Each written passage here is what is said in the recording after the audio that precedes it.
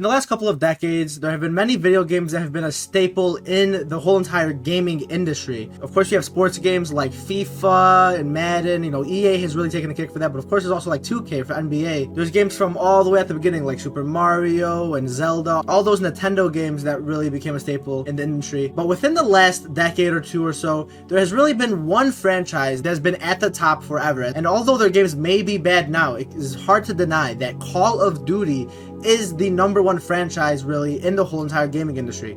Yes, the games now are maybe not as good, but when it comes to the name Call of Duty, I mean, everybody knows that name. Even parents and grandparents know Call of Duty just because it's that one video game that involves the guns and shooting other people. Call of Duty is one of those staple names just because of how monumental it was to the gaming industry. It's hard to deny that the last couple of Call of Duties have been really under par, not only with multiplayer, but also the campaigns. The campaigns have really been just so short compared to how they were back in the day. I remember the Black Ops 2 campaign, the Modern Warfare 2 campaign. All those campaigns were so nice and fun, and now we have these campaigns that almost seem like you can finish them in 4 hours. Not a lot of time put into it. The multiplayer just seems really like the same thing over and over again now. All the cosmetics cost like $20. It really just seems like we'll never get back to those Black Ops 2 days where we had those $2 camos and $15 DLCs. Now we spend $20 for a whole entire camo set.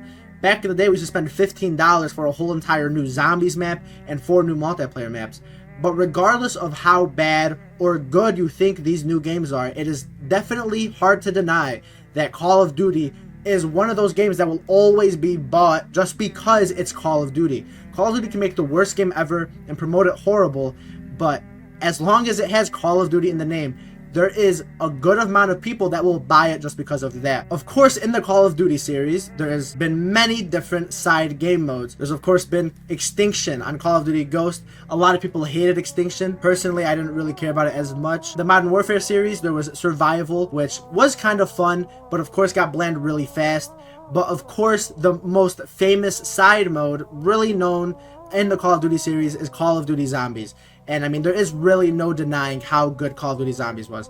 I mean, everybody has a memory either playing Der Riese, camping on the catwalk, or maybe Kino to Toten, training on the stage, or maybe if you're younger, kind of like me, running around on transit, using the bus, getting hit by the lava, messing with Ted, keeping knifing over and over again. We all have our own memories with Call of Duty Zombies. Of course, most of you guys know me as, that Zombies guy that goes for crazy high rounds and crazy world records, but today I'm presenting a challenge that really has not been done by many people. And of course, if you watch me, you know I really specialize in Black Ops 3 Zombies. I don't really play a lot of Black Ops 1.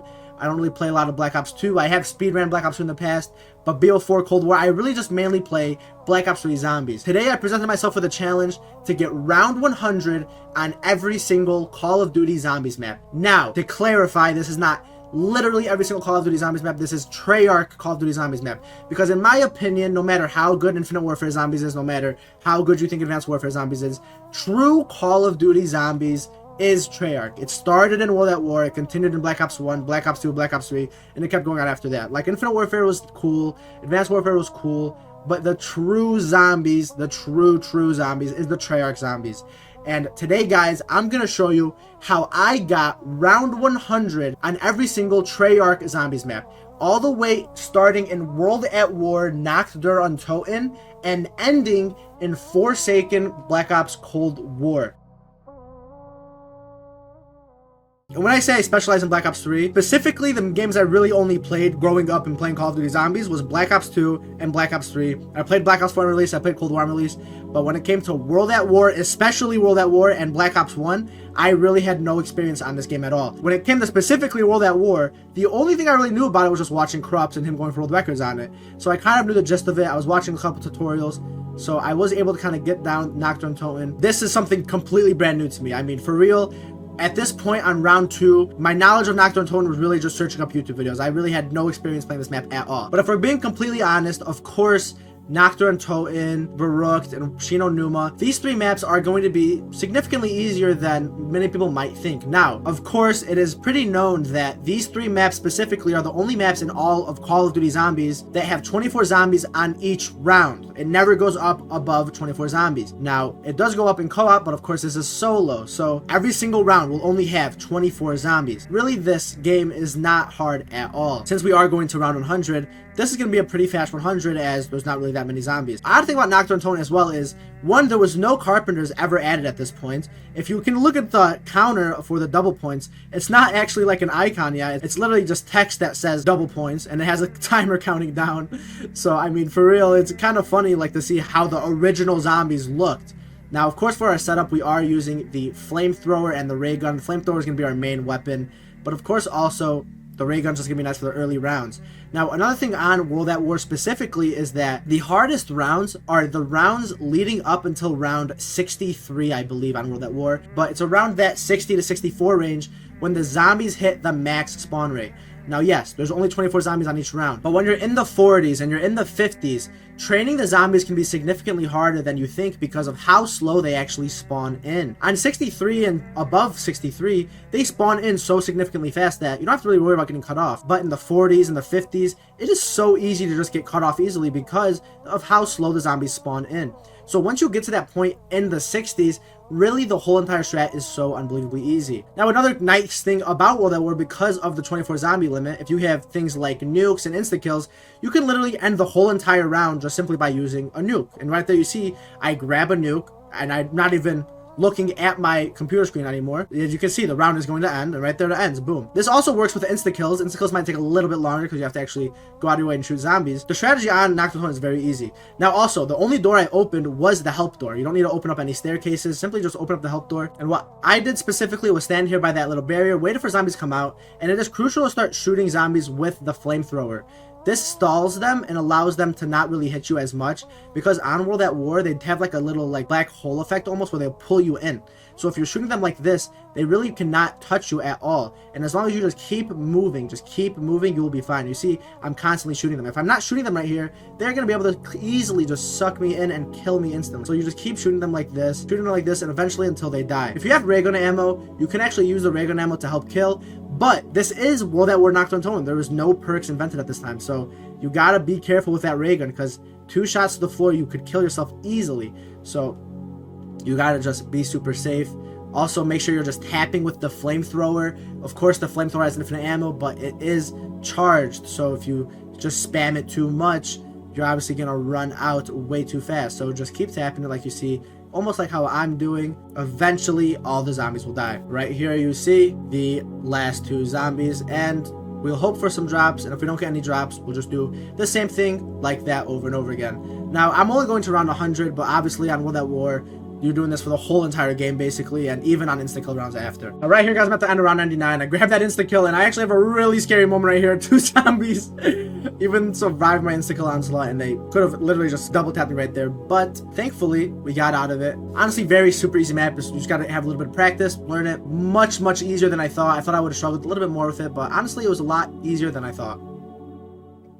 Here we are on Verrückt. Now, there's a couple things added to Verrückt that were not in Nocturne Tone. For one, the drops actually have icons now, thank God. And also the addition of perks. Now, this is the first map in Call of Duty Zombies to have perks, which is very nice. Now you have Juggernaut, Quick Revive, Double Tap, and Speed Cola. Of course, on World at War, Quick Revive has no cause in solo, because usually when you buy Quick Revive solo, it just revives you and you get to pick yourself back up. But on World at War, that is not a thing. So you just go ahead and not buy Quick Revive. Literally does nothing. But obviously Juggernaut, Double Tap, Speed Cola, all that stuff is still nice. Alright, you guys see we are spamming the box. What about Double Tap and Jug, which is going to be very helpful just in the early rounds. This is World at War Zombies. Like, as if you play World at War Zombies, you'll understand what I'm saying. Very easy to just die and get caught off guard, because the zombies just grab you and don't let you move anywhere. Also, right there you see the Verrückt sprinters. They run at you so freaking fast. I mean, to be fair though, it is kind of the normal zombie speed now, but the Verrückt sprinters really just feel like they have a whole entire different like feel than any other zombies. I don't know what it is about the Verrückt sprinters. They just seem so much harder to kill and just so much more aids to deal with. But right here, you guys see I already have the ray gun. and we are just hitting for the flamethrower, just like our Nocturne Totem setup. Unlike Nocturne Totem, of course, this is Verrucht, and there is multiple box locations. Now the box can actually physically move. We can't just spam it all at once constantly, not having the box move. Now, once we have our full setup, this is where we are camping for a majority of the game. We're going to be here by this trap. We're going to use this insta-kill to help us kill the zombies. The thing about Verrucht on World at War is that there really is no spawn control at all. You really shouldn't open up too many doors. You see, I don't have speed cola because I didn't even open up any of those doors. I only kept this half of the map open. But on Verrucht, they spawn basically everywhere on the map they can spawn. There's no spawn control. For example, on Black Ops 3, you can camp in the 2 window, and they only spawn out of 2 windows. That is not the case on World at War. They spawn literally everywhere. Also, another thing added on Verrucht is the bouncing betties. And right here, you guys see this is kind of the strat. You turn on the trap, keep them in the barrier as long as you can, and once they're about to break the barrier, kind of go to the side like this you see I'm doing, and start backing up slowly. Now, what's key with this strategy is that you need to start backing up into the trap once the trap is off.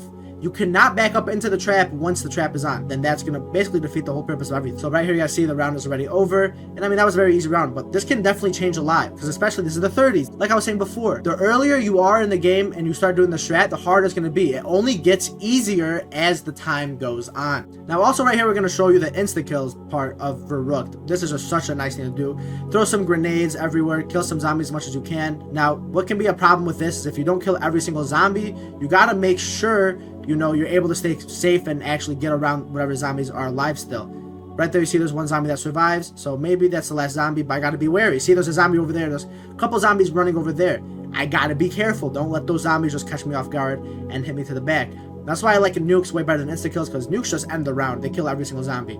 That is not the case with insta-kills, of course, depending on when you grab the insta-kill, obviously, but you know, insta-kills majority of the time will not kill every single zombie. Right there, you see I could have easily died right there, but I was able to maneuver out. Right here, it's round 72, so I'm going to show you guys exactly how I do the strat without any drops or anything. We build 2 barriers on that barrier right there. Wait here, wait until zombies come. Then we're going to turn on that trap. Once that trap turns on, start shooting zombies here with the flamethrower. This is, of course, to stall them, do some extra damage. Don't want them to just run through the barrier because like you saw before, they can just run through the barrier. Once all those barriers come down and the zombies start coming out, you're going to want to start going to the side. Wait, I'm still able to hold them in the barrier. Let's see. And then we start going to the side a little bit. So there is a specific time. You don't want to spend too much time. Like right there, you know, the trap turns off. Once the trap turns off, you want to start walking down here. You don't want to be still shooting them inside the barrier while the trap is off, because if a zombie for somehow doesn't walk through the trap and is still alive and the trap turns off, then they can easily just run behind you. So you want to just be safe in that regard and just make sure you're walking out back into the trap. But this strat is actually very easy, much faster than Nocturne Totem, and actually much more enjoyable, I would say too. Right here, guys, see we're on 99. Very easy game, nothing really hard about it at all. Just shooting our flamethrower. Another thing I'll notice about Verrucht, and a lot of these World at War, there's really nothing to ever spend your points on ever. Like maybe in Black Ops 1 you do trade outs, or maybe in like BO3 you hit the gobble gun, but World at War there is nothing you need to spend points on. Right there you guys see we do get to round 100. Very easy. I'd say this is much easier than Nocturne Totem. Just gotta do some research, watch some footage, and you can easily get this round 100. Now this might debatably be the easiest round 100 in all of Call of Duty history. Now everything Verrucht had is on Shinonuma. We have perks, we have multiple box locations, drop icons, but now we have the addition of dog rounds. So now every 4 to 5 rounds, we have dog rounds that spawn in and gives us a free max ammo.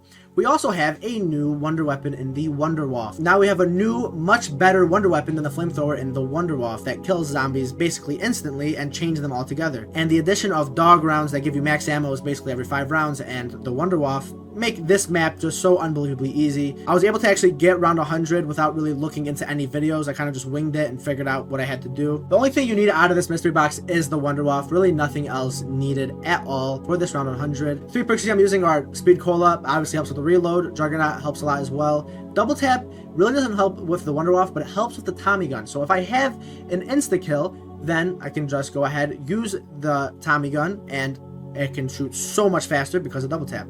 But right here, guys, see this is kind of the strategy. Just getting a couple zombies together, shooting them with the Waff, and just waiting until we kill all of them. The Waff on Shinonuma is kind of weird.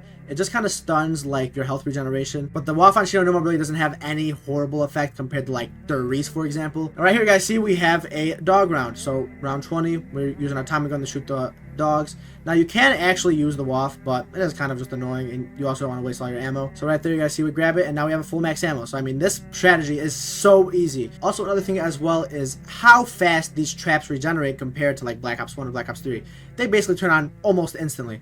Right here, guys, you're going to see one round we're going to be using our Waff. So we used the Flogger last round, so we don't really use our Waff. Now we are going to use the Waff, shoot, train a little bit. Really should only have to train 3 times and then shoot the Waff 3 times. Right there, you see I could almost got stuck, so could have shot a Waff shot. But right there, we see our third and final, and that is the round. It is so unbelievably easy. And now by this point, the Flogger will be regenerated, and instead of using the Waff this round, now we are going to use the Flogger. And if we have to use the Waff, we can still use it, of course. Now we can just keep bouncing back and forth. So we're going to chill here, wait a little bit. Let's see where zombies come from. Right there, the trap turns on, run through, and shoot those zombies with the Waff outside of the Flogger. And then we're gonna go ahead and you see the round ends, we just walk right back under it and rinse and repeat. And then we have a dog round every 4 to 5 rounds, and it just gets easier and easier as we get to that 63 point. Right here, you guys see we're on 99, and you might be surprised, why did he skip so far ahead? There is literally nothing else to this round 100. I mean, I wish there would be more that I can really say, but I mean, for real, like this, it's so fast. You see I have so many shots, I'm just kind of spamming. But I mean, this strategy is just so unbelievably easy. I mean, if you want a free round 100, I would simply just say, go ahead, play World at War Shinonuma. Right here, you guys see, this VOD totally was an hour 14 long, so I mean, super fast as well. Round 100 Shinonuma, super easy. One of the easiest round 100s on all of Call of Duty Zombies. And you see right here, I'm like spamming myself with the Waff, and it's not killing me. It's stunning my regeneration. I'm like so confused, like how am I not dying, but...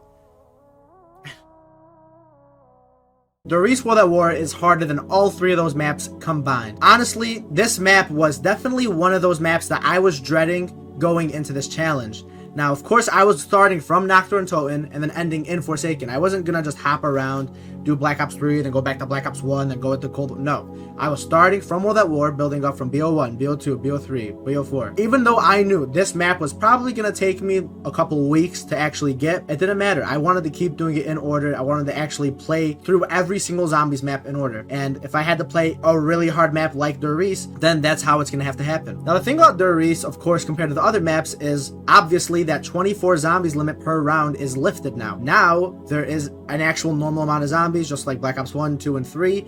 They actually increase exponentially. Another thing that's also added is monkey bombs, which is pretty sick. Monkey bombs are very nice for getting setups and everything like that. And also another thing is the Wonder Waff. The Wonder Waff is on Durice. But of course, the famous bug, one of the most famous bugs in all of Call of Duty Zombies is of course the Wonder Waff Juggernaut bug. If you take splash damage from the Wonder Waff, it actually takes away your Juggernaut entirely. And because this is World at War, you cannot get rid of Juggernaut, because once you die, the game is over. So once you shoot the Waff on yourself on accident, then your Juggernaut's completely gone, and you're basically just gonna have to restart. So it's pretty crucial to not do that, especially because majority of the strat involves running through the trap. So when you are shooting this Waff, you're gonna have to be super careful. And just like that also, when it comes to getting set up, all you really need is the ray gun and the Wonder Waff, which could be pretty annoying to get, but those are the only 2 things you need. So while I was playing this map, I actually took a lot of different approaches. I tried training by the box, which a lot of people told me was pretty simple and easy, but I actually struggled a lot by training with the box. So for the actual game, I decided to actually train by where the Tommy gun is, in the Tommy gun room. This is pretty fast, and also it's kind of easy to train around and not, you know, kill yourself or hit yourself with the Waff at all. You also have the trap, which allows you to kill a lot of zombies without actually using a lot of ammo. And it's just kind of simple, but you do need a good game awareness for everything around you. The zombies start grabbing you, you gotta make sure, you know, you get out of there, because you have the ray gun. If a zombie's right in front of your face, you can't shoot them with the ray gun because you're gonna kill yourself, and you can't shoot them with the Waff because obviously you're gonna lose your jug. So you gotta really make sure you understand your distance from the zombies and not kill yourself. So I mean, yeah, this strat I kind of just improvised a lot. I would turn on the trap a lot, rebuild the barrier a lot, and kind of just train the zombies with my ray gun. Eventually I just did full hordes and kind of just did as much as I could without running out of ammo fully, and I wasn't really scared to start doing the trap strategy. The only problem is of course, you do not want to do it too early. That's kind of the theme with this game. You cannot go from the early strat to the late round strat too early. If you do end up switching from the early round strat and late round strat too early, the zombies are just not going to spawn in the right places at the right time. You're going to get cut off. You're going to get trapped probably because they just spawn in too slow. Imagine 24 zombies spawning in a 3-second, like to 5-second radius compared to them spawning in like a 10-second radius. So they're going to be spawning in super slow. They can spawn in at basically any time. Majority of trap strats involve 24 zombies being on the map at once at a specific time. So if those amount of zombies are not on the map at once, obviously those zombies are going to be spawning in other places where you do not want them to be. So in the 50s, I actually started training. Now I did play this map for a long time, maybe like 2 or 3 weeks. So I was able to get a lot of experience down. But the training strategy is actually really simple. And I want to take you guys to it right here. So we are using the Tommy gun to get points because we are spending 3,000 points as we go through these traps. Now a key thing actually there, once you enter this room, this is something I learned and I did not know. Do not jump while you're in this room, because if you jump, for some reason the zombies think you're by that like little bridge above the Tommy room, that we have that door closed right now, but for some reason if you jump, the zombies detect you're up there and zombies are going to start spawning up there, and that's not good because then zombies are going to start running all the way around, not running through the trap and dying. Yeah, it's really bad. So once you are out of there, you're going to come run over here, turn on that trap, run all the way over here, don't even wait. Come on, go. Once we make our way over here, we're going to start rebuilding barriers, rebuilding this barrier. Once zombies get around, we're going to go over here. Now, also, use the ray gun, but once you run out of ray gun ammo, you're going to have to start using the Tommy gun.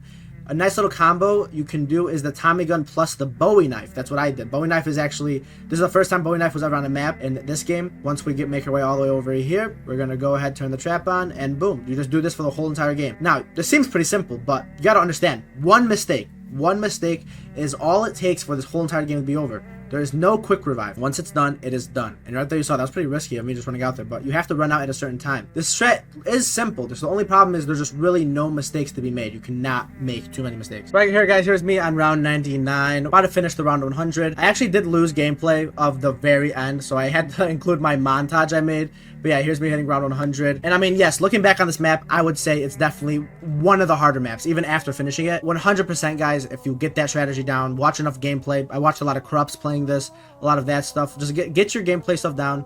You can easily get 100 on this with enough time and practice. The next map is, of course, Kino der Toten, and not only is this the next map, this is the next game, Black Ops 1. Now, big thing added to this map is, of course, the quick revive actually being useful. Thank God. Of course, we also have a new perk, which is Mule Kick. Now, obviously, Mule Kick wasn't actually introduced on the original Kino der Toten. It was only introduced after Moon came out. Of course, we are still going to be using Mule Kick. Now, this map is actually very simple to learn. Majority of these maps, the strategy is very simple, as long as you're not really speed running. I mean, the main strategy is really simple.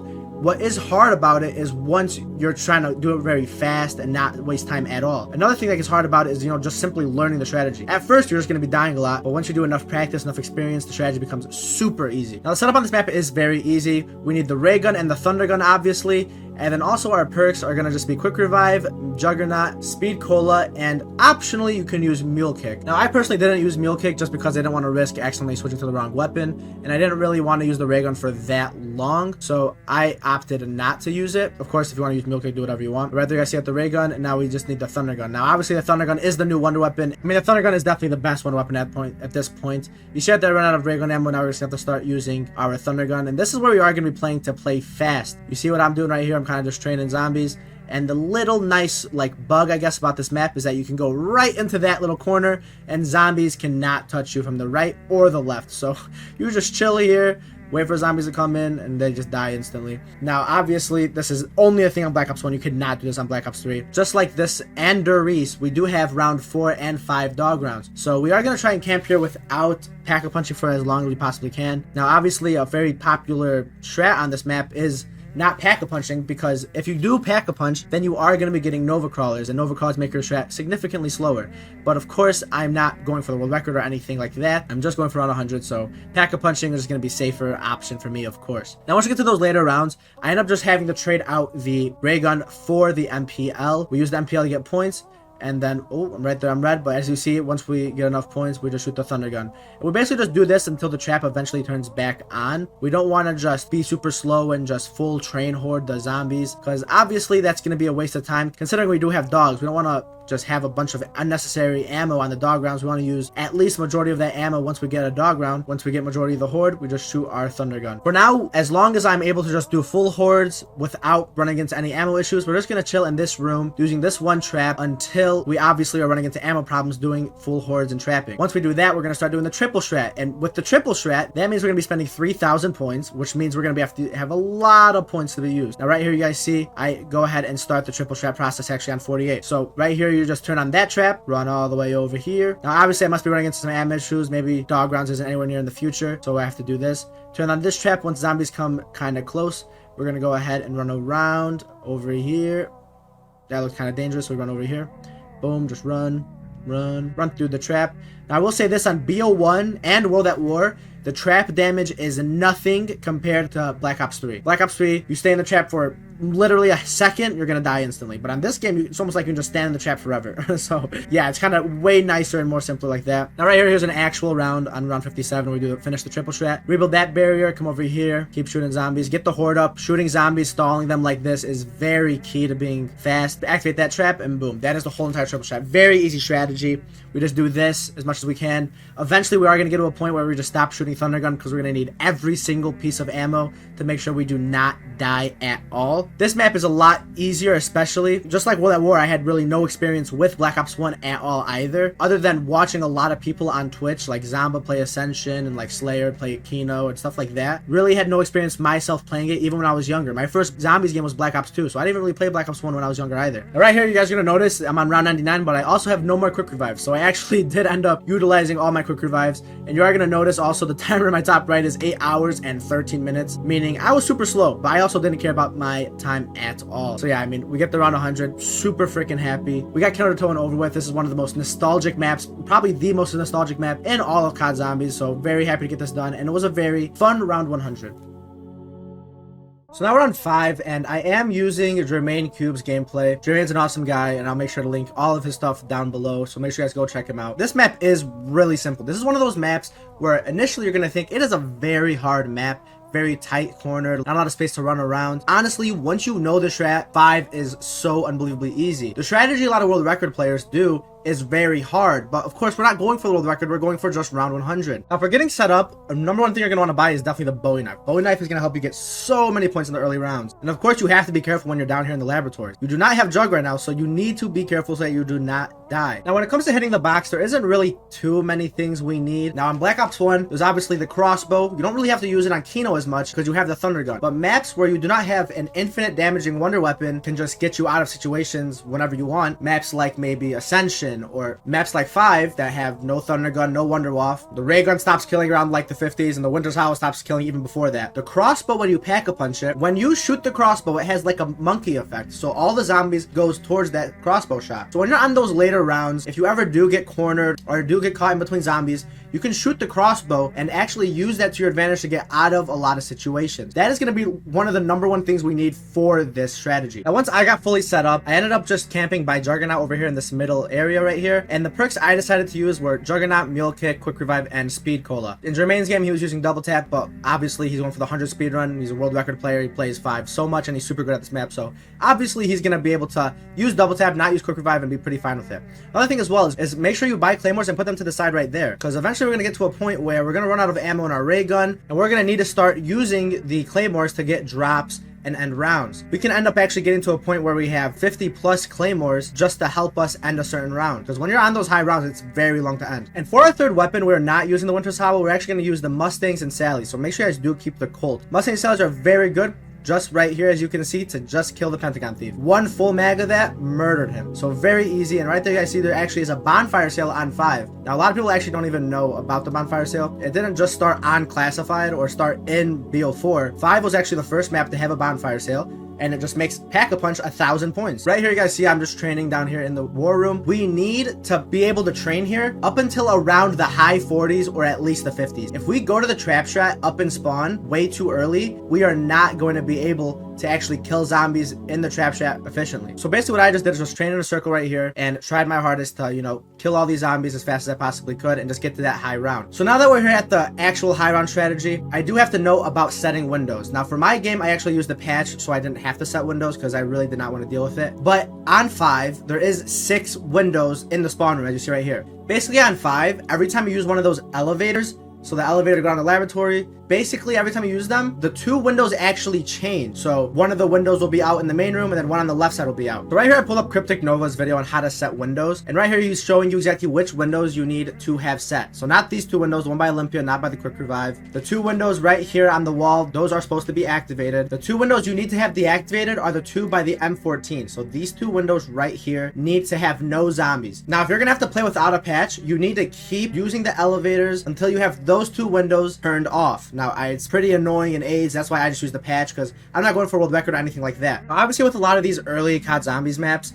there is a lot of bugs that do infest them and are very annoying. One bug that did happen a lot to me on 5 and I had no idea how to fix was the Pentagon Thief glitch, where basically it destroyed the use of the traps. I don't know how this works. If the trap is on and then you kill the Pentagon Thief, so you end a round, trap is still on, and then you kill the Pentagon Thief, basically that trap will not work anymore. Very simply, you just get a horde of the zombies and then run them through the trap as so. So as you run them through the trap, imagine if the round just ended. If the round ends right here, the trap is still on, and then I kill the Pentagon Thief, what will happen is this. You can see the zombies are running away from the trap. So it is very key. Do not kill the Pentagon Thief when the trap is on, because the game is just going to break exactly as you see right there. But other than that, I mean, this round 100 was very freaking easy. Nothing really hard about it at all, other than just having knowledge and experience. Now right here, guys, see we on 98. The trap is actually on right now, but we have a guaranteed Pentagon round. But yeah, I mean, 5, very simple map I've been saying before. Right here, you guys gonna see Pentagon Thief's gonna spawn in, and we're just gonna go ahead and blast him. And right there, you guys see, we get round 100. Very easy map. This is one of those maps I was kind of dreading, kind of like Will I Would Reese. But honestly, once I learned it, once I started watching gameplay, super freaking easy map.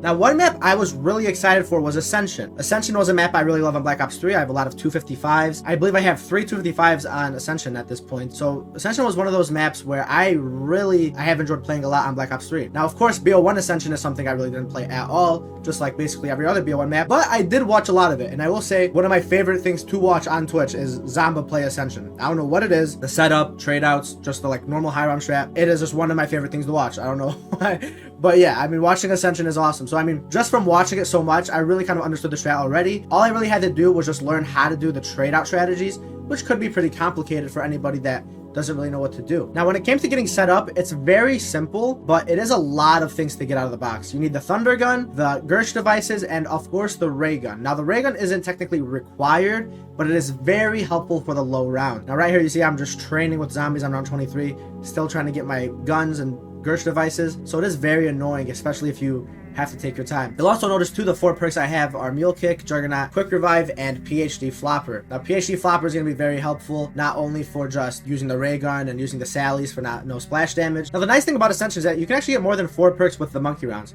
so it's very nice. You see I have Speed Cola right here, very nice to use. And not only will I have Speed Cola, but I can also eventually have Stamina Up as well. Now, also, you'll notice a trend here with a lot of these BO1 maps is that you need to keep Mustangs and Sallies. Mustangs and Sallies are going to be super key for using them during insta-kills. And that's also another reason why we have PhD Flopper, because Mustang and Sallies without PhD Flopper is very annoying and hard to use. Also, Sallies are super nice for the early rounds, letting you progress into those high rounds as much as you possibly can. You can see right here, I get an insta-kill, and I'm just killing those zombies super fast. Compared to using like a, Pack-a-Punch or RPK or something, this is killing them way faster. Now, also the nice thing about not speedrunning is that you can just play Spawn. Spawn is so easy, but of course it's a much slower than Power compared to anything. And also, you're gonna notice here, I'm using Claymores again. I'm telling you, Claymores is going to be super key for basically a majority of BO1 maps, just to be able to get through those low rounds and get to a high round as soon as you can. You see right here, I'm on round 60, and I'm still on the low round strategy, not having to do any trade outs or anything like that so far. This is also why you want to stack up as many Claymores as possible, because you should see, I'm just spamming Claymores on these zombies, and I'll be able to basically get to 61 just by using Claymores. And if I have anything like a monkey round next round,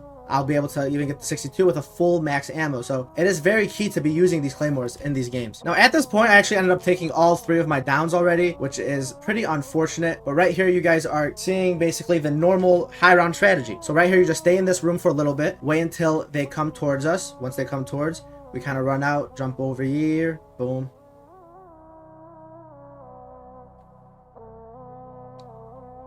And then boom.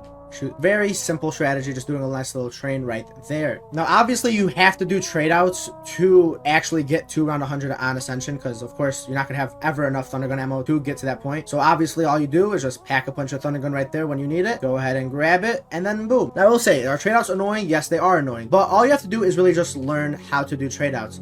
Now, for majority of these maps, I'm not going to really go into depth on how to do the strategy, mainly because, one, I have to run through basically 40 to like 50 zombies maps, and two, I already have a tutorial for how to get round 100 on every single one of these maps, not counting the World at War maps, of course, and not counting BO4 and Cold War. All the BO1, BO2, BO3 maps, I already have a tutorial on how to get round 100 on all those maps. So if you are interested in how to actually get a round 100 on any of those maps, just go ahead, search up on my YouTube channel, how to get round 100 on 5, or how to get round 100 on Ascension. Those videos will provide a more in-depth guide on how to get round 100. This video is just mainly just to kind of showcase a lot of these maps and basics to get round 100. All right, here guys, I'm going to go ahead and show you the monkey round.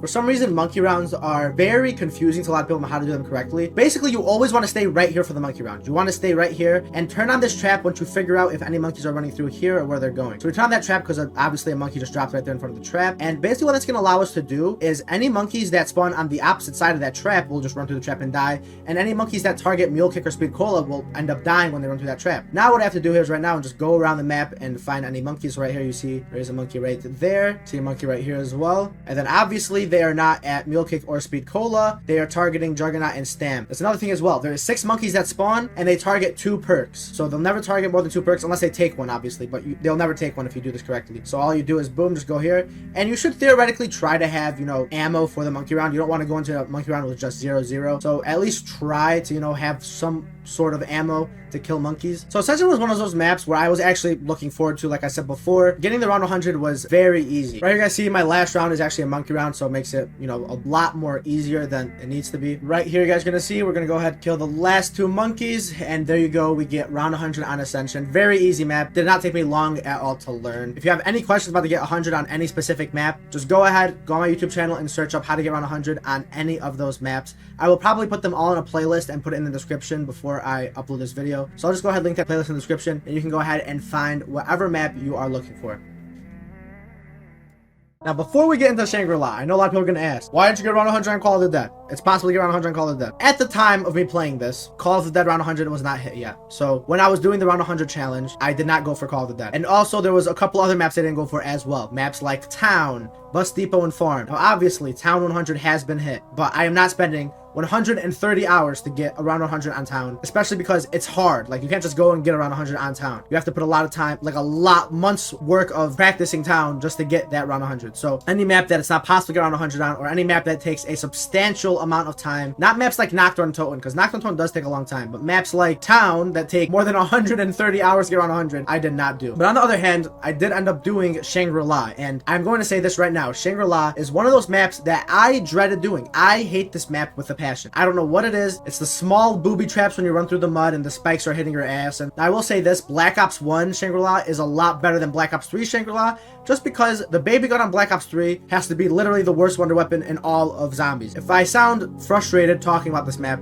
it is because I personally think this is the worst zombies map in all of Call of Duty history. Like, this is the worst map ever. Similar to basically every other strat, we are using Quick Revive, Speed Cola, and Juggernaut. The main difference, of course, is that 4th perk. For here, we are using Speed Cola. Now, I did a lot of trial and error on this map. I was using Mule Kick a lot so I can use Mustangs and Sallies, but the problem, of course, with Mustangs and Sallies is, you know, I didn't have PhD Flopper, and because I wanted to use Quick Revive, because I really did not trust I was going to be able to do this without Quick Revive. And if you use Mustangs and Sallies, you are going to really want to use PhD Flopper. And I really wanted Speed Cola as well, especially with reloading the baby gun, because you can definitely die if you reload it at the wrong time and are just stuck in a corner reloading. Here you see I just killed that napalm. The napalm is annoying as hell, but also it's pretty nice because obviously the napalm zombie can kill zombies that are running towards you. But right here in this game, the main thing is obviously just the baby gun. We have the baby gun and the RPK. I opted for all the RPKs instead of the Mustangs and Sallies because obviously I didn't have PhD Flopper and I was going to kill myself. And also I have monkeys. Monkeys are going to help if I ever down, obviously setting up. Another thing as well about Shangri-La that's pretty sick is the monkeys that actually run on the map that go after your drops are annoying. They steal your drops.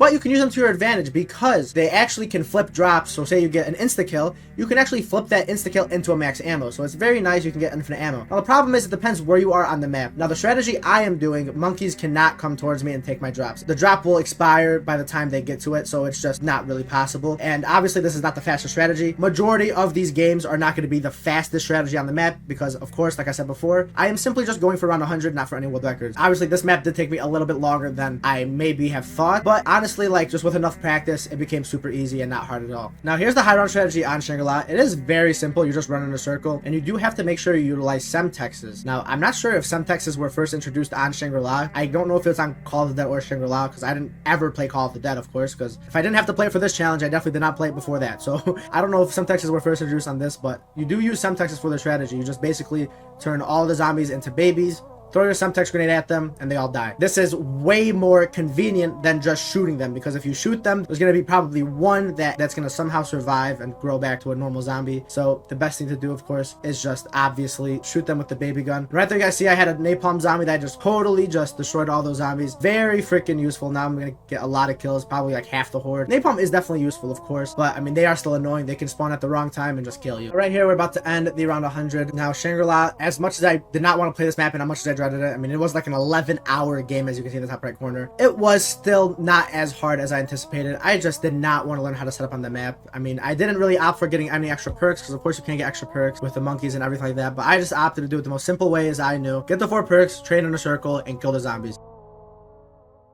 Now, Moon was one of those maps that introduced a lot of random things that were basically not in any zombie maps before this. Obviously, we have the hacker. It's not a bad random thing. It's a pretty good random thing, but it does literally like a bunch of random different abilities. You can hit the box twice for basically like half the points. Make doors significantly cheaper by hacking the doors. Hack barriers to rebuild all the barriers all at once. You can hack perks away. So if you have a perk that you don't want anymore, you can just hack it away. A lot of small random stuff like that. Not only the hacker, but you also have the QEDs. You throw a QED, it can give you a free wave gun. You can just pick up the wave gun. Or it can kill you, or it can teleport you. It can do so many different things. Moon is definitely an interesting map. Even more interesting about Moon is the no man's land. I think Forsaken is like this, but Forsaken you actually progress through the rounds. This is literally just like a mini survival game mode in Black Ops 1, where you just kind of run in circles and try and get as many kills with the zombies as you possibly can. Now obviously my goal was just to simply buy Juggernaut and fly away. Now right here it's kind of scary, but we end up getting away in time.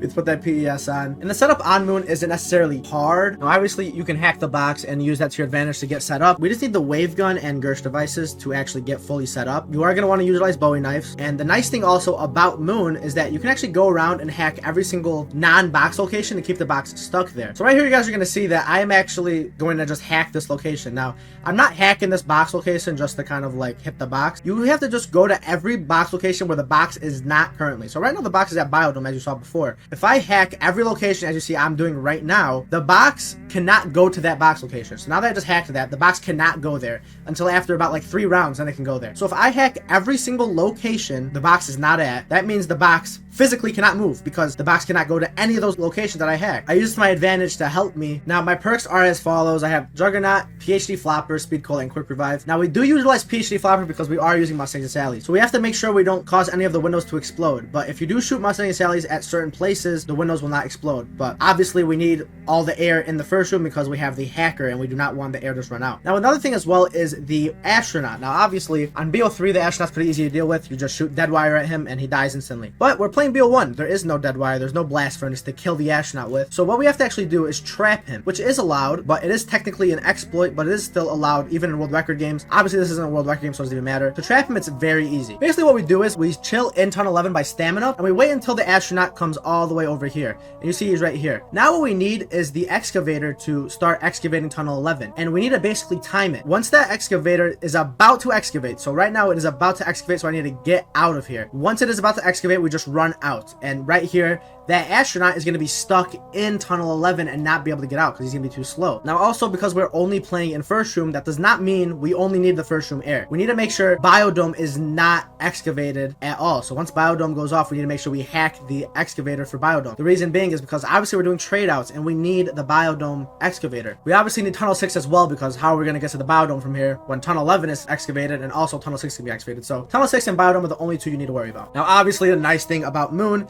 is that basically every single drop is a max ammo, because you can of course just go ahead, hack the drop, and then it gives you a max ammo. It teleports any drop into a max ammo. And if you are wondering, if you hack a max ammo, you get a fire sale. So don't just hack a max ammo. You don't need fire sales on round 40. The annoying part about hacking drops is, of course, you can get a little too close sometimes and then accidentally grab it. But other than that, I mean, it is such a nice feature. And it also helps because when you're on those higher rounds, you can definitely get 4 max ammos, but obviously the only way we get max ammos is with Gersh devices, so we could just get really unlucky and not get 1 max ammo on like the 70s with a Gersh device, and we're gonna have to do a trade out. So it is pretty RNG. And then also what could happen is we can throw a Gersh and then get all 4 drops all at once, and that's just a waste of 3 different max ammos. So definitely is some RNG involved, but not as bad as some other maps. Now trade outs are unbelievably easy on Moon. You just run in a circle on Biodome. Now obviously we do have to hack all of the box locations just like before. It is really easy. It's basically the same thing. It's just now you have a whole entire horde of zombies running at you, but it's actually not that hard at all. You can see at this point as well, I have no more quick revives. A lot of these maps I was playing fresh off of. I never really played Moon ever, I never played Ascension ever. Obviously, the first times you play it, you're not going to be really good. You're probably going to die 4 times before you actually get that 100. Once I got into those later rounds, past like round 50 and I died, I ended up using double tap instead of speed cola because there's really no reason to use speed cola. And also, another perk you could use as well is mule kick, because mule kick will help you with the trade outs. Now obviously there is the zap guns as well. You do want to utilize those as much as you possibly can. Right here you guys are going to see we are about to hit round 100. Moon is one of my favorite maps on BO3, and it was a really nice map for me on BO1 as well. And definitely pleased with all of Black Ops 1 because I never really played Black Ops 1 ever before doing this challenge. Same thing with Desert War. What I've learned from it is that from these 2 games, not having no knowledge or any experience on them at all, once you play a map and once you start learning about it and getting experience, the map becomes super easy. Like, you don't need a lot of months into the map just to get, you know, round 100. You can put a good amount of time, like a little bit, like a week of time into it and get to know the map and learn it, and then it's almost like you're a pro at it already. So I definitely learned a lot just from getting round 100 on these 2 games. The first map on Black Ops 2, which is debatably the worst map in all of Call of Duty Zombies. Transit might have been the worst release map ever to come out for zombies. To be honest, it's mainly because of the limitations Treyarch had when they released the game. Now obviously, because they were on the Xbox 360 and because the map was so big, they had to put things in the map to make sure you couldn't travel through the map too fast. This is why they added the fog, and this is why they added the denizens, this is why they added lava. All these things were added simply so player couldn't move too fast through the map. If the player ended up moving too fast, then the game would just crash. This map really should have came out a whole generation later instead of 360, because honestly, without the denizens, without the fog, without the lava, it would have been so much fun. But other than that, I mean, this map is pretty cool. If you do think about the whole like scheme of transit, it is pretty interesting. I mean, you have a bus and you're driving all around the town, going from town to town, going to the farm to town to the diner, all that stuff, getting perks in the box. It is a cool, interesting concept, but I really think the fact that they had to release it on 360 was the biggest problem. Now, this is also the first map that introduced the zombie shield, and also the first map with Gavel Knuckles on Black Ops 2. So there is a couple of good things that this game map actually did add. I mean, Gavel Knuckles made your life with the denizens so much easier, and obviously the shield is one of the most monumental things ever added to zombies. I know it was a little bit different on Transit because obviously there's a turbine and you don't want to just use a shield over a turbine because it's going to be kind of annoying to use a shield, especially when you have like a turbine or like the jet gun. Other stuff like the Pack-a-Punch, the whole entire process of opening a Pack-a-Punch has to be, in my opinion, the worst process ever for opening a Pack-a-Punch. I mean, literally having to put a turbine down at one part of the map, then run to the other side of the map to open up and go Pack-a-Punch is just so stupid. Also, another thing is building the jet gun. I mean, for a wonder weapon that is mediocre at best, it is really not good. I hate the jet gun so much. You have to go around the map and pick up 4 pieces, and this isn't like Black Ops 3 where you can pick up a piece and then pick up multiple pieces at once. No, you have to put one by one at a crafting table and then grab the jet gun. And not only that, the jet gun has a durability, so it can break, and when it does break, all of the pieces fall on the floor. Then you have to go pick them up one by one and bring them back to the crafting table and craft them. And if they fall in the lava, they despawn and go to their original spot. So it is just a horrible wonder weapon. All this effort for a wonder weapon that's not even that good. You can't just use it normally. You have to use it with Gavel Knuckles. The whole entire jet gun and using it correctly is actually like an art, an actual like skill to it. It's not just anything normal. Cool thing about Transit and like a lot of the Victus crew maps so as well, there's the refrigerator where you can store a free Pack-a-Punch weapon. And then obviously the bank. The bank is like basically the Gobblegum version on Black Ops 2. You can just get whatever you want on like round 1. So there is obviously some cool things that are on Transit, but I mean, all in all, I mean, the map, in my opinion, is bad. I know a lot of people like playing it now just to kind of look back on it and see how goofy and stupid it was with all the bugs and everything like that, and it's kind of fun to play with friends. But in my opinion, I mean, I don't really care about that whole aspect. Like, just playing with friends does not do enough for me to like this map. Now, obviously, the weapons we're using is the Mark II, Mustangs and Sallies, and the jet gun. Now, the main one is the jet gun, obviously. You see right here we're in the 40s, and we're using the Mark II. It's going to help us be a lot fast. Also, whenever we get an insta kill, we're going to use that Mustang and Sally. This strat right here is right outside a farm, and it's actually like a 4-corner spawn. Not 4 spawn, but a 4-corner spawn. They spawn at each corner, so you have to really be careful, especially when you are using Mustang and Sally, so you don't kill yourself on accident, because there is no PhD flopper on Black Ops 2. Kind of on Die Rise, but obviously not actually on Die Rise. That's why when you are using Sally, you have to be super careful. Do not shoot it too close to yourself. Kind of just see how I am doing right now, just kind of spam it, shoot around. A nice thing as well about on Transit is, obviously it's only a perfect drop cycle. You get 4 drops around, so you will get a max ammo insta-kill every single round. So this whole strat with the jet gun is really kind of complicated. I mean, even to this day, I have a tutorial on how to run 100 Transit, but I still get questions. How do I use the jet gun? And there's really nothing I can do to explain it. Like, even if I explain it right now, people will still not understand. You literally just hold it out and then kind of like charge it a little bit, and then you have to just keep knifing with the Gavin knuckle. It is just such a weird, complicated thing to do, and this took me a long time. Forget everything else about this map. Forget all of the strats and learning how to do everything correctly. No, just learning how to use the jet gun effectively without it actually breaking. That all by itself was so unbelievably hard. That was the hardest thing to learn on this map by far. Because I would get set up, everything like that, and then I would just not know how to use the jet gun, and I would die, or the jet gun would break. It would just be horrible. So for real, the worst thing about this map is the jet gun and how bad of one weapon it is. I mean, if you just had like a thunder gun or something like that, like, it would have worked.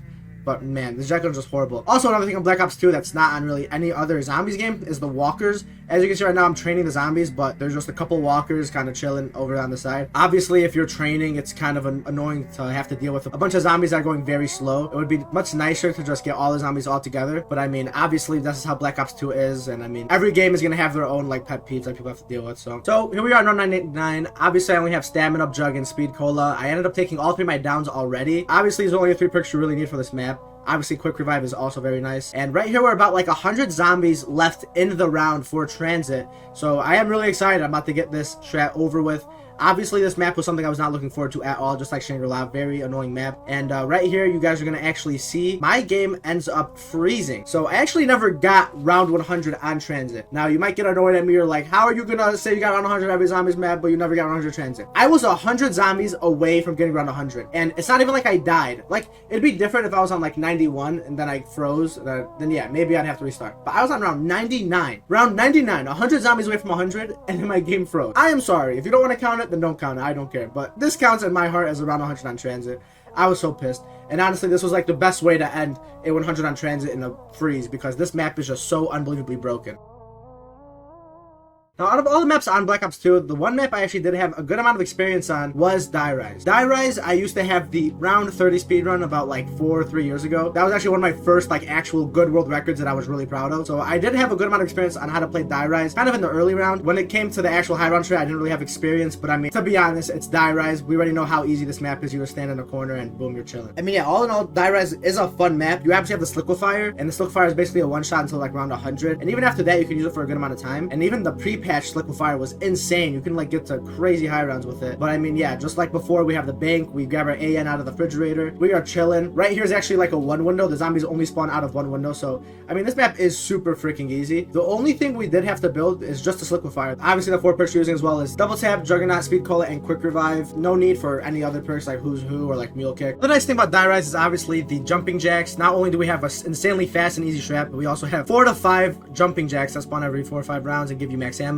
I like how it's not just normal dog, because obviously dogs are so easy to kill. And I also like how with jumping jacks, there's actually like a nice little like challenge where if you do not miss 1 shot, or if you just knife all the jumping jacks, you actually get a free perk at the end. So I mean, that is a little cool thing that they added. But I do like how they kind of make it a little bit of a challenge to end a jumping jack round. But I mean, yeah, other than that, I mean, that's really all it is to Die Rise. Very simple and very easy round 100. I will say one thing that was annoying on Die Rise was the Sliquifier and me just constantly slipping. So obviously sometimes the zombies would come right in my face, and when that happens, I have to shoot them with the Sliquifier. But that causes me to start slipping as well. So what you have to do basically is just constantly be jumping like you see I am. And right there you see there's a max ammo. Another thing about Die Rise is just like Transit, you have 4 drops in your cycle. So you're going to be constantly getting insta kills, constantly getting max ammos, constantly getting all those drops. When you get those drops though, you're going to have to be very careful when you jump up, because one misstep and you can easily die and just fly off the map. Not die maybe, but at least fall down. And that's an annoying thing that happens. When those drops do come, maybe just be a little bit careful. But I mean, other than that, I mean, this map is really simple. Right here guys, see, we're on round 99 and we actually had jumping jacks to end our round 100. Definitely the easiest on Black Ops 2 and probably one of the easiest in this whole entire challenge. Other than maybe Cold War and a couple BO4 maps, there's going to be nothing easier than this map. Mob of the Dead is by far my favorite map on Call of Duty Zombies. Now, obviously, if we had to be really realistic about it, my favorite map would probably be something in Black Ops 3 because I play Black Ops 3 all the time. I'm a very nostalgic guy. I know a lot of people don't want to say, oh, nostalgia, you only like this map because of nostalgia. Mob of the Dead is my favorite map because of all of those memories I had when I was a young kid playing this map with my friends. There are so many brand new things they added to this map that they risked so much. I mean, Afterlife, basically taking out Quick Revive and giving you basically infinite downs if you think about it. All the new Wonder Weapons and all the new weapons, Death Machine, AK-47, the Blundergat, the Acid Trap, Brutus, the whole nother boss, the dogs, the Hell's Retriever. There were so many cool things that they added to this map. I mean, the whole entire process of going to Pack-a-Punch on a plane, you have to go out through the map, build a plane, and then go and fly that plane into the Golden State Bridge, go into Pack-a-Punch on the Golden State Bridge, and then you kill yourself in the electric chair, and I mean, and then the process of getting the Hell's Redeemer. I mean, for real, like, it is such a cool map, in my opinion. Obviously, there was all new additions of the new Electric Cherry perk. I mean, all this stuff, like, if you really think about it, they risked a lot with this map just because how many things they added. And if you really think about it, some of these things they added are just tedious. So when I went for round 100, I did think it was going to be pretty simple at first. I also did have a little bit of experience doing round 30 speedruns on Mob of the Dead. In this little double tap room, this is the strategy you do. You just kind of close that door behind you and just chill here. This strategy is pretty sick. Playing it past, like, round 50 is almost impossible if you're not very experienced, like people like Chris Voltage or Blasters. Definitely, if you're just going for 100, do not play in this room for that long because you're going to end up dying a lot. But I mean, yeah, this strat by itself is super fun. Once I realized I was struggling a lot with that strat where the world record players do, like Chris Voltage,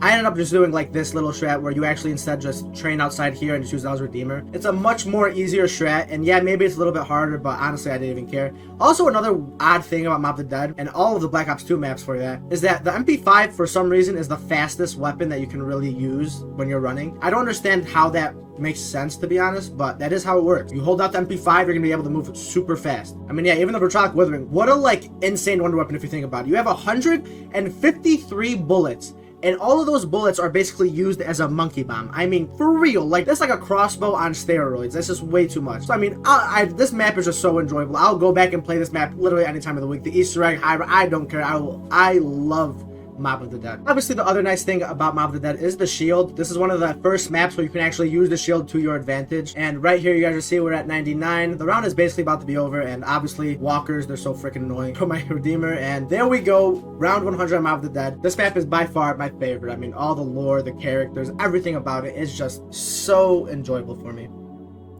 Buried is by far one of the easiest round 100s on all of Call of Duty Zombies. Now, yes, maybe not as easy as maps like Die Rise and maybe some of the Cold War maps. Buried, for real, has some of the most OP aspects that really make it just hard to die. Now, obviously, the bank, you can see instantly. I just go instantly right to the bank. Leroy has so many like different special effects you can use on him. You turn on power, you grab candy, and Leroy can just do literally anything. Leroy is almost like the freaking hacker. He smashes the box down. You see right there, he smashes the box. And when he smashes the box, then you just start spam hitting. You get the Paralyzer, you get the Mark II. And the Mark II on Buried, which is really nice because obviously the Mark II was first introduced on Buried. So the Mark II is very common on Buried. You get it basically instantly. There's also a perma perk on Buried as well that basically gives you good box luck if you have really bad box luck. So basically getting set up is super freaking easy because you can just smash the box down and just start spam hitting with your unlimited points from the bank. Giving Brutus booze is also pretty sick. I like the whole idea of the Witch's Mansion where you have to run through. If they touch you at all, you lose like 2,000 points. Obviously, you have a bank, so points don't really matter. There is like a couple of like things you have to worry about, but you just have a bank and you also have a refrigerator, so it's not like the end of the world if you get touched, you know? Even though Buried has a very easy setup and you just have to start running around basically and do a bunch of stuff, it is a very cool map. Like right there with the Paralyzer, you just fly up like that. It's pretty sick. Also, the whole entire PhD Flopper perma perk. They basically brought PhD Flopper back. I do like how the whole entire perma perk system worked. You had to do like a couple of like little small tasks. With PhD Flopper, you had to start taking a lot of fall damage. Then eventually, you got PhD Flopper perma perk. But then you lose it if you take fall damage. So you have to make sure you don't take any more fall damage. Right there, you guys see we camp kind of in this little alleyway here. The high round players are really able to camp here until like the 50s, but I purposely went down after like the 40s. Right here, I'm showing you right now is the actual high round strat, and it's one of the most boring strategies of all time. You literally just put a subsurface resonator down, and you have a turbine right here just chilling. You do this forever, basically. And once that subsurface resonator breaks, you fly up,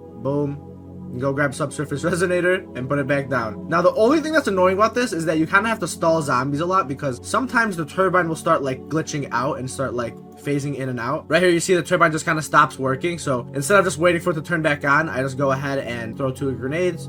Turbine destroys itself. we have to come all the way over here, go ahead, grab another turbine, and then come back over here. Another thing I'll do as well is put a turbine in the middle of the horde like that, fly up, and right now they're breaking the turbine, so I can fly back down, grab a turbine, you see, since I already have one, but they destroy it, boom, fly up, grab a turbine, hop across, boom, boom, put it down, and you see I need a subsurface resonator, so I fly up, boom, and boom. So I mean, yeah, the strat is easy. There's no denying how easy the strategy is. Perk wise, I'm buried too. There's really nothing that matters. People literally have gotten no perks around 100s over and over and over again. I ran quick revive, stam, double tap, and jug. I mean, that's kind of just my 4 preferences. You can kind of run whatever you really want. I would also definitely get monkey bombs and not time bombs. But also you get no drops in using the strat. You have 3 monkey bombs for basically the whole entire game, and that's about it. Now right here, I see we're at the end of the round, and the annoying part about being at the end of the round is that it's all just walkers, so you just have to wait for them to walk into the line of the trap, and right there, you see we get to round 100. Very easy round 100. I don't even know if I died. You literally just stand in this corner and use the traps over and over again. So I was really not scared about this round 100 compared to a lot of other maps. Now, a map that I did struggle with way more than I thought I was going to struggle with is Origins. I mean, I thought I was going to breeze through this map just because, I mean, the ice staff, you get the camp. It's such an easy map if you just think about it. Then you realize that ammo does become a problem. And that is when I realized I'm going to actually have to do a lot of stuff. I played many times, just got 4 perks, and I just got the ice staff, and I just camped in a corner, and I was chilling. But then I slowly realized, yeah, I need to do a little bit more than just get 4 perks. I have to go get all of the perks with the golden shovel and do all of that. I mean, I really never did that at all when I ever played Origins on Black Ops 3 or Black Ops 2. I never did any of that. I always just got 4 perks. I didn't really care. So basically, my 3 guns were the War Machine for insta-kills, and obviously there's PhD Flopper, and then obviously Mark II, which destroyed the Panzer once you used it, and then of course the ice staff. Another thing about this map too is how crucial the shield is. The shield helps you unbelievably on this map. And there's so many odd things about this map as well. Kind of similar to Mob of the Dead, how they just did so many new things where it got really complicated. I mean, you cannot play this map without a YouTube tutorial. Building all the staffs and getting the G strikes even. I mean, all this stuff, you're gonna need to research about that. And usually when maps involve a lot of research and actually having to do stuff outside of just playing the normal map, that's when, you know, the map gets pretty annoying to play. Honestly, for Origins, it's still a loved map. Originally, when it came out, I didn't like it as much just because of that factor where you gotta do so much just to get set up. But now when I play Origins, I definitely enjoy it way more, just doing that whole process of getting pack-a-punch with all the generators and then building the ice staff, upgrading the ice staff, all those stuff, even getting all the perks. It's just all that whole process is pretty enjoyable to me, and I really did enjoy setting up for this map. Now, the strategy in itself for this map is pretty simple. Now, obviously, it can get complicated if you have no idea what you're doing. Obviously, you see right here, you kind of have to just camp a little bit and then shoot like a 2-shot. But the problem is the zombies can just kind of like kill you if you do it too slow or something. Also, another odd thing as well is the claymores help kill zombies faster, which is so weird. You just see all I'm doing right now is holding my claymores out, but me holding them out is actually killing the zombies and having them explode faster instead of them just kind of like freezing to death and falling over. They're like, opposed to that, they're exploding, as you can see. Also, another thing I utilized was the generators. Once I had all my pack-a-punch weapons and I didn't have to really worry about getting that anymore, you keep 3 generators on and 3 off. Doing this is going to cause you not to get any generator rounds. So what you can do in this scenario is actually force max ammos in the next round. So if you need a max ammo for the next round, you can turn on the generators, and then once you turn on that generator, the next round the Templars will spawn, and you'll actually get a max ammo from those Templar zombies. There's also like a free max ammo. You can get max ammos from the dig spots. Once I got to the later rounds, I just started full training because I did not care about playing fast anymore. Originally, I was just going to try to go to 100 with just camping the whole entire time, but it got to a point where I just kept dying, and I was like, I need to get off this map. It is just way too annoying. So yeah, I mean, right here you see I'm just kind of doing a full horde. And it was the same thing with the Panzer as well. The Panzer was just so annoying and kept killing me. So, and I want to show you guys here the War Machine on Instakill and how OP it is. You literally just sit here and just start spamming the War Machine. You get an unbelievable amount of kills with the War Machine. And this is actually the fast spot for the round 30 and 50 speed on Origins 2 where I'm standing right now. So I mean, this spot is really fast even on both games. You do got to be careful when the Instakill runs out. You got to realize when it runs out and get away from the zombies. Then right here, you kind of just get the horde back up. You got to be careful that no zombies spawn all the way at the end there. And obviously, now that we're back in normal, we just start again. But I mean, yeah, War Machine insta-kill has to be one of the most deadly combos in all of like Zombies history. Right here, we are approaching the end of the game. This was a very easy strategy, honestly, until I figured out exactly what to do. I mean, I thought I could just go in and do it easy breezy, but this was a much harder round 100, and you can see how happy I am for such an easy 100. Much harder round 100 than I actually thought it would be. And obviously, this is the last map of Black Ops 2, and this is the last map of really all the games that I'm kind of unfamiliar with. Played played a lot of Black Ops 2 when I was younger, but not Black Ops 1 or World at War at all. So I was really happy once I finished the Origins, because now I can finally play the game I have basically loved for a majority of my life. Now here we are on Black Ops 3. This is my game. World at War BO1, I really had no idea what I was doing. And BO2, I kind of knew a little bit. But Black Ops 3, this is the game I probably have like 10,000 plus hours on. I really know basically everything inside and out for majority of the maps. There is a couple maps that you guys are going to see that I actually had zero clue about. But for majority of the maps, I pretty much knew what I was doing. And I just completely breezed past majority of these maps. And the first map, of course, is Shadows of Evil. This map is really sick, honestly. This is one of those maps where when it came out, I didn't really like it as much just because I found the setup unnecessarily hard. To be honest, going back and playing this around 100 was actually pretty fun. Just kind of getting set up using the Apothicon Servant, doing the strategy. It was actually a lot more simple and easier than I thought it would be. And I mean, the whole process of getting Pack-a-Punch is pretty cool on Shadows of Evil if you look back at it. Like, compared to other maps, this one is a very, like, unique one. And I remember, like, when this game came out, like, all the way back in 2015, literally my goal, like, for multiple days was just to try and open up Pack-a-Punch, because I would always die before I open up Pack-a-Punch. And it's kind of just funny. It's like, now I'm at this point where it's like, I have to just get round 100 now. I went from trying to open up Pack-a-Punch every game to trying to get round 100 every game. Not only the process with just opening up Pack-a-Punch, but then also there's the whole process with getting the sword and, you know, riding on the tram, getting the symbols. And also for Black Ops 3, we are going to be using classic Gobblegums. I really decided between No Gums and classic Gobblegums, but I thought because I am playing Black Ops 3, I want to use Gobblegums in some form because that is kind of a big part of Black Ops 3. So if I just don't use any Gobblegums, that really takes out a large portion of Black Ops 3 as a game entirely. But I did not want to use Megas because Megas is super OP. Obviously, I could have just ran Power Vacuum and Round Robin and got 100 like in an hour. That's not really fun if we're going to be honest. So I just like, Classics is fine, you know, In Plain Sight, Alchem, anywhere but here. Didn't make anything super easy, but also did not make everything super hard as well. Another cool thing about this map as well was the actual process to building the Apothicon Servant. I like how it wasn't as simple as just going around grabbing a bunch of parts, but also not as simple as just hitting the box and getting a wonder weapon. You actually had to like put some time into getting this wonder weapon, and you don't just get out of the box like instantly. You gotta wait until you get that Xenomatter like you see how I did. You have to wait until you get purple pods and keep excavating pods, and then obviously you just have to kill the Margwa. But you know, it's not just as simple as just doing 1, 2, 3. You gotta actually put some time into it. So right here we are fully set up. Our 4 perks we're rocking is Juggernaut, Widow's Wine, Stamina Up, and Quick Revive. I was really deciding if I should use Mule Kick or Widow's Wine. Obviously, Mule Kick is very nice because you get that 3rd AAT, but then I also realized, you know, I'm just going to round 100. I don't really need to do all this stuff just to get around 100. And I also realized, you know, using Widow's Wine is also going to make my life significantly easier. I'm not really speed running. There's no reason to really not use Widow's Wine. And obviously, you know, Widow's Wine, this is the first map with Widow's Wine, and Widow's Wine is one of the greatest perks ever. If you are just playing zombies, chilling, not really high rounding or anything like that, or speed running, Widow's Wine is a good ass perk. But then obviously when you get into those speed runs, you don't want to use Widows because the zombies get hit a lot and they get stuck in place. Or when you're in the high round, you know, there's the Widow's Wine error, so you cannot even use it in high rounds. But if you're just playing a normal zombies game, Widow's Wine is really just one of the best perks ever. But yeah, right here you guys see this is going to be the strat we're really doing. Just kind of mixing in between Apothicon Shot, Sword, and obviously using Blast Furnace as well. Another thing about Shadows of Evil that a lot of people do not know, this is the only map where only 2 drops spawn in 1 round. I don't know what it is about this map,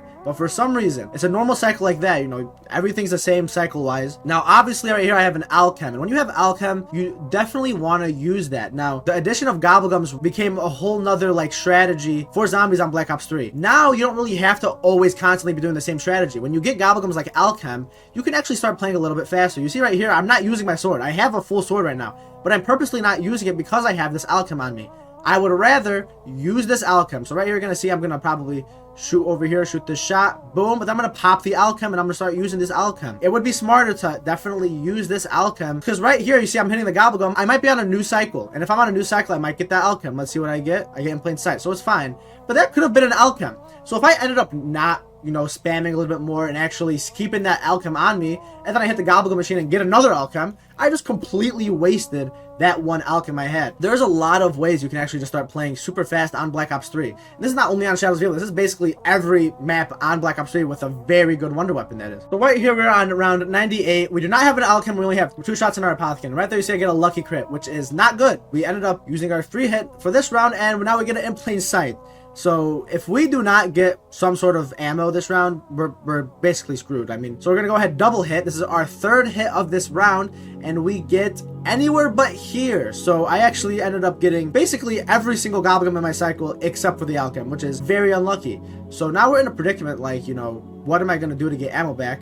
There is one thing we actually can do. Now the first thing we're gonna have to do is start going for the pods. Now, obviously, right here, you see, we open this first pod, and we get a max ammo. Like, that is just unbelievably lucky, I'm not going to lie. But that is one thing you can do, just open up the pods and get a max ammo. There's obviously also the free max ammo in spawn. You got to make sure you are restarting, so you get a max ammo in that spawn, instead of like an insta-kill or double points. You don't need an insta-kill or double points, but a max ammo will help a lot. Having the shield built and make sure you're putting it in waterfront is such a key thing to do. Right here, we barely get through round 98. We only have one shot left in our apothecon, but right here we are guaranteed an alchem because we ended up getting every goblin except the alchem last round. So right there, we're gonna go ahead and grab the alchem, full alchem for round 99. This is gonna be a easy round 100. Right here, you guys will see I've been spamming the whole entire round. I ended up actually using both my alchems on this round, which is funny. But yeah, right here you see the round is over. We get round 100. This is the first round 100 on Black Ops 3, and actually a much more enjoyable round 100 than I anticipated.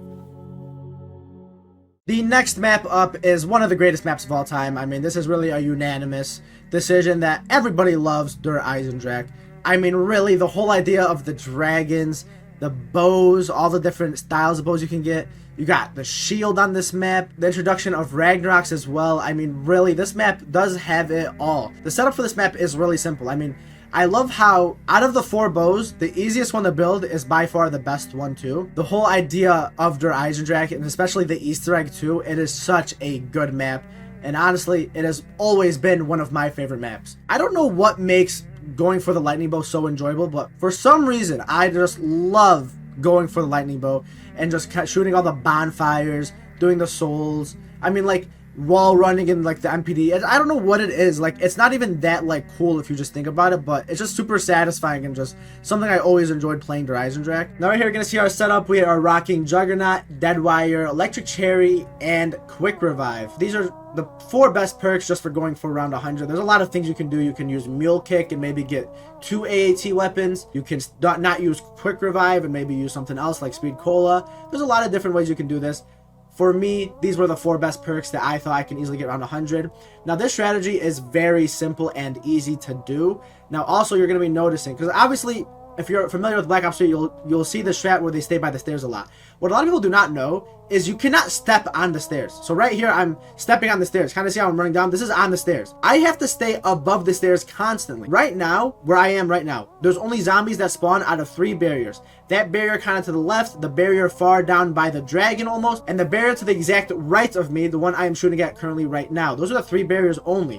When you start stepping on the stairs, that causes a 9 spawn. It turns from a 3 spawn to a 9 spawn, which is insane. Another thing also about Der Eisendrache, which is very annoying, is the dogs. Now, dogs are very easy to kill, but the gap between possible dog rounds is really astonishing on Der Eisendrache and is not like any other map. For some reason, the dog rounds are every 7 to 13 rounds, which really does not make any sense. I mean, usually it's 4 to 5 rounds. That's what it is on like majority of maps. I know Shadows of Evil, the parasites are 5 to 9 rounds, which is, I guess, kind of odd.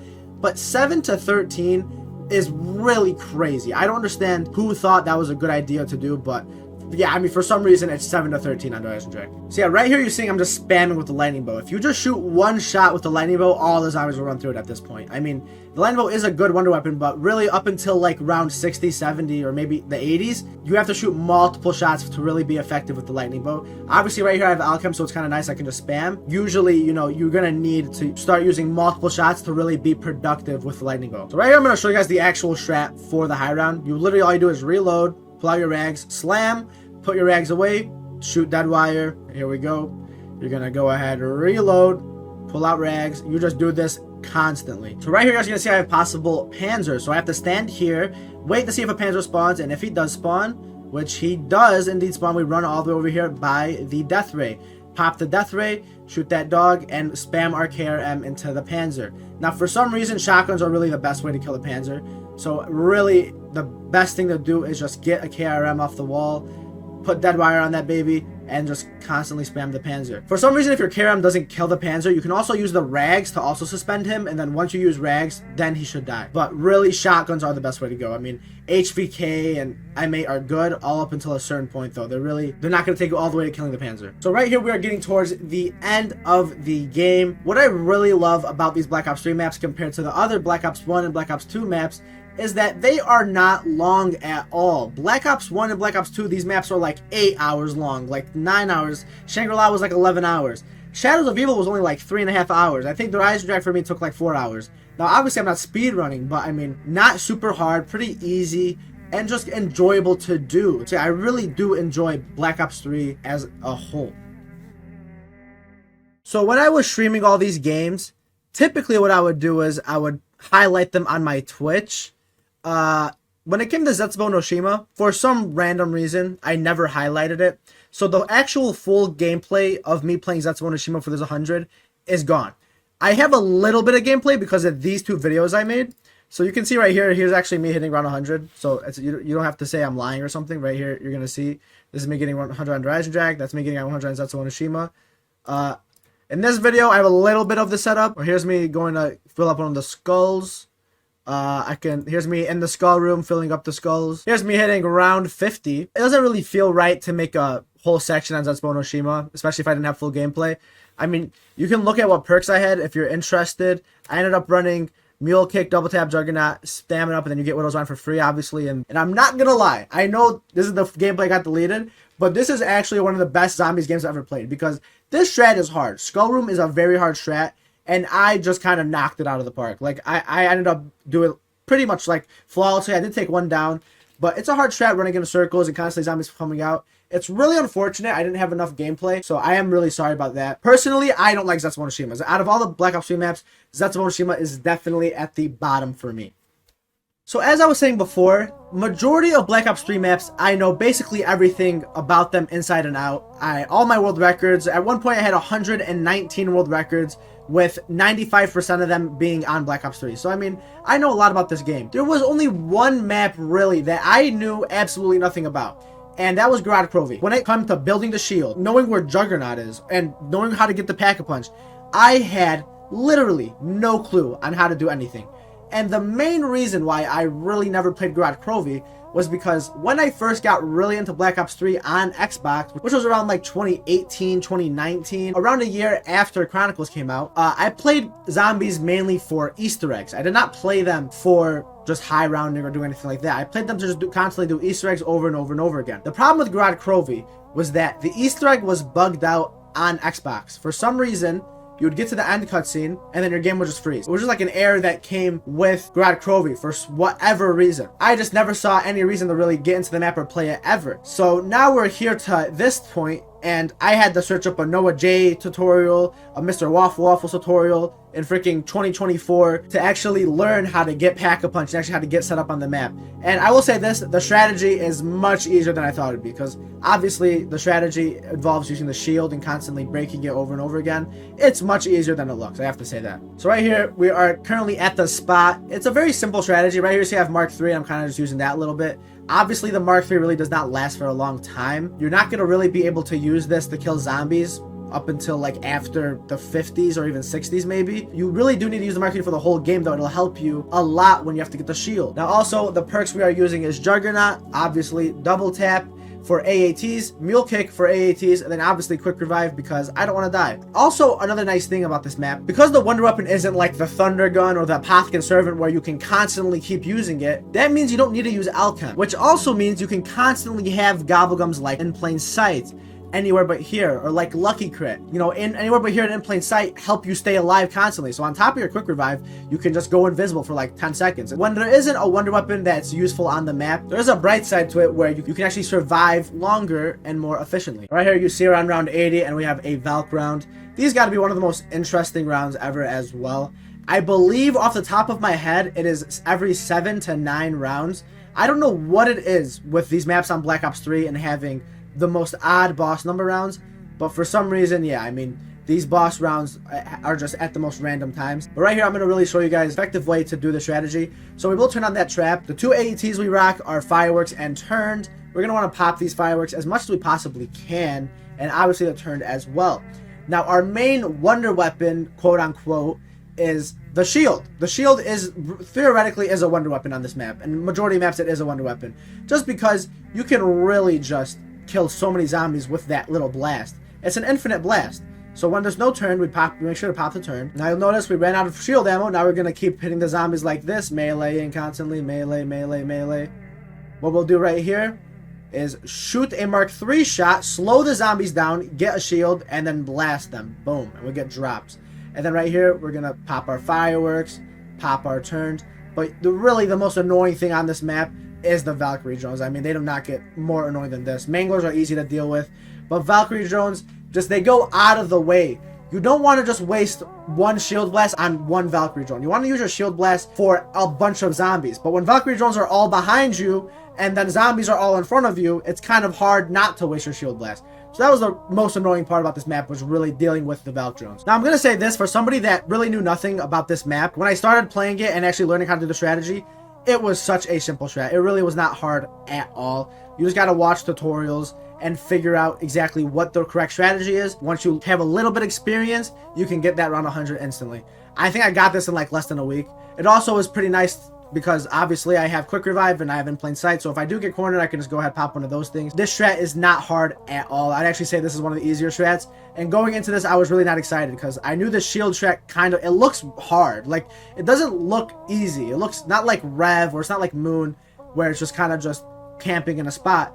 This, it really does look pretty hard because you just have nothing to save you like Wonder Weapon Rise.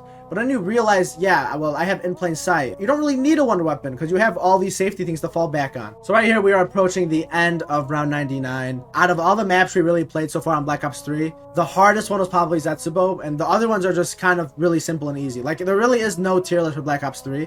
You could be kind of specific and say, oh, this one might be a little bit harder, this one might be a little bit easier. The only one that stands out difficulty-wise is really Zetsubo no Shima. Shadows, Gorod, Dreisendrach, they could be hard because of the boss rounds or because of whatever, like the weapons you're using. These are very simple and easy maps to learn and complete round 100. Now, I don't want anybody to get mistaken. When I said I'm going for a round 100 on every single zombies map, that didn't mean I'm not going to play the maps that I've already got round 100 in the past. Because obviously Revelations, I have just a tad bit of experience on, maybe a little bit more experience on this map compared to other maps. But just because I have all those games on it does not mean I'm not going to play it for this challenge. So yes, it was kind of nice to actually play Revelations without really like trying super hard to speed run or to high round or to do any of this stuff. I'm just trying to get round 100, a very simple game. And Revelations, I mean, really, there is nothing hard about this map except for the boss rounds. If you do not realize when a Margwa or a Panzer is going to spawn and they catch you off guard, they spawn on top of your face. I mean, really, there is a lot of ways you can die to a Panzer or a Margwa having all these weapons on you. It's not necessarily that you're going to get punched in the face. It's just the fact that if they spawn in and you're not ready to kill them, they might murder you first. So that's really the only way you're going to die on this map. I mean, other than that, you're just aiming at a freaking barrier with a Pathkin Servant. It is so unbelievably easy. I will say too that what I really like about Revelations is that the whole thing with shooting the rocks out of the sky and then having the pack punch the Apothicon then is a very cool idea. I like how they did that, because usually you get a wonder weapon out of the box and you can just pack a punch it instantly, but now they're actually making you, you know, get a wonder weapon out of the box, but then you have to actually do something to get that pack a punch out of it. You can't just go up to the Pack-a-Punch and pack-a-punch it. And I mean, pack-a-punch the Apothicon Servant really just makes it from a freaking 10 out of 10 to like a 20 billion out of 10. Like, just it lasts longer and there's like more ammo. Like, it does not get easier than this. And I mean, there really is nothing else to this map. I will say this, that there is a lot of masks you can go for, and I know a lot of people like to go for the mask.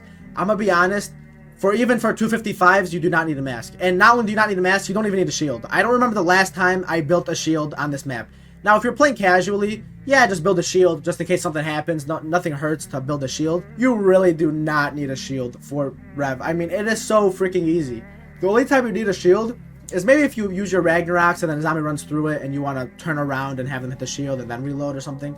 That's really the only reason. And you see right here, I'm not even hitting the Gobblegum machine. I have a full Alchem on me. No need to hit the Gobblegum because a half of an Apothecant will end the round. I don't even need to use a full Apothecant at this point to end the round. Right here, we are approaching the end. I mean, also the perks you use for this map really does not matter at all. I didn't even mention that. I mean, you can literally use no perks and get around 100. I mean, KXG got no perks 255, I'm pretty sure. So you don't even need anything. I didn't even use Arnie's once probably. This map is so unbelievably easy. There is really nothing else to this map other than camping in a corner and shooting your Apothecant Servant. Now, this is the first game where I was very invested into zombies when it came out. When Black Ops 4 came out, man, I was unbelievably hyped. And many people agree that the best thing about Black Ops 4 entirely was the actual hype for the game before it came out. Counting down the days to play Blood of the Dead, I was so unbelievably excited to play all of these maps on release. 4 release maps, and we had the teaser on Blood of the Dead with the whole crew. Like, I mean, it was just so sick. Plus there was those $300 like mystery box things that people can buy, and like all the like zombie YouTubers were like going crazy about. Like, it was just such a fun time to be hyped for Black Ops 4. If we're gonna be honest, the release for Black Ops 4 was probably one of the worst releases in all of Call of Duty Zombies history. I mean, really just constant crashes. The Easter eggs didn't even work correctly. Like, it was horrible. There were just so many bugs. Like, I know usually games when they come out, there's a lot of bugs, there's a lot of problems, but man, Black Ops 4 was bad. I just remember Noah J constantly blue screening and watching those videos. Like, it was really bad. And for myself, I started in Voyage of Despair, and I tried to go in order. So Voyage of Despair, then 9, and then I would do Classified, and then Blood of the Dead. But then obviously Classified didn't have any Easter eggs. So I kept doing Voyage of Despair, and I was just probably playing the map over and over again, but then just constantly crashing, hoping every game, just hoping I would not crash, and then I would just crash. But now we're at a point where, of course, there's not a lot of crashes on BO4, so we can actually go back, enjoy the game, and see really how it was. Obviously, there's the addition of Specialist, which I actually do kind of like as like a casual. It is a really cool concept, you know, especially like the Scepter of Ra. You can revive people. Obviously, the Viper and Dragons is probably the best one for like high rounding, but there's also the hammer that just kills everything. It is a really cool concept. If we're going to go off of how challenging BO4 is because of this, it is not challenging at all. I mean, the Specialist really just destroy everything. On top of that, of course, the zombies' health is capped at around, I don't even know when the zombies' health is capped, but the zombies' health gets capped. And that's what made Black Ops 4 a very annoying game in my opinion, because every single map, you just use the Helion Salvo. There's no, maybe you can use the ballistic knives in the corner, but that's not really allowed in world record games. So majority of games, you just use the Helion Salvo and just start blasting zombies, and they're one shot. Maybe if they took the health cap part out of Black Ops 4, maybe it would have been a little bit better and not as easy, but I mean, it is whatever. But as for Voyage of Despair, I actually do enjoy Voyage of Despair a lot. I like the Easter egg a lot as well. I know a lot of people hate the Easter egg, but it's a very challenging Easter egg. And once you do that Easter egg, it is so fun. It's a very challenging boss fight. I remember always trying to go for that. So I did really have a good time playing Voyage of Despair. But obviously when it comes to high rounding, there's really nothing challenging about this map. The perks we are running are Bandolier Bandit, PhD Slider, and Stone Cold Stronghold. Now, the perk system on Black Ops 4, in my opinion, the worst thing they could have done. I really think they should have just kept the normal perk system. I think if they did that, the game would have been substantially better. The problem with the perk system that they added now, their whole thing was like they want to get rid of crutch perks. Every game in Zombies, you buy Juggernaut, you buy Quick Revive, you buy Double Tap. So they implemented those 4 perks into, you know, just the normal Zombies experience. You know, you pack a punch 4 times, that's your Double Tap. The last time you pack a punch your gun, you get Speed Cola, your faster reloads. You automatically just spawn in with Juggernaut. You get 3 revives. So I mean, they tried doing that, so they give you a wider variety to actually use in the game. The problem is that they created even more crutch perk. Now you have Dying Wish, where if you are about to die, the game saves you. You don't die. That is unbelievably OP. That's literally in plain sight, except you don't have to activate anything. It activates for you. Bandolier Bandit is insane for just any high round. Obviously, imagine if you had Bandolier Bandit on freaking Ascension BO1. The game, the map would be way faster, literally. So it just give you extra ammo. Stone Cold Stronghold makes your camping experience significantly easier. Since it's BO4 and the best gun is the Helion Salvo, basically every strategy on this game involves camping. So, and obviously PhD Slider. So when you are using the Helion Salvo, you don't have to kill yourself. I understand what they were trying to do with the perk system, but it failed and it actually backfired on them, and what they were trying to prevent, it actually caused even more of. It caused even more crutch perks. Of course, we are using Viper and Dragon, the best specialist for high rounds, and then Wraithfires. Wraithfires are just insane. I mean, there's really nothing around it. Every other tactical is all right compared to Wraithfire, which is just OP. Just like Black Ops 3, I am using classic elixirs. We have Arsenal Accelerator, makes our specialist regenerate faster. Temporal Gift makes your drops last twice as long, and I really find this funny that Temporal Gift went from being an ultra rare mega, the highest tier of Gobblegums. This is Raindrops, Power Vacuum, Temporal Gift. It was in that tier. And then it went all the way down to being a classic elixir. I mean, nobody used Temporal Gift, like if we're going to be honest. Temporal Gift is used in speedruns. I just got the Varrocked Round 30 speedrun world record, and I had to use Temporal Gift in that game. So it's very commonly used in speedruns, but I mean, if you're playing casually, there's really no reason to be using Temporal Gift. So it's understandable why it's a classic.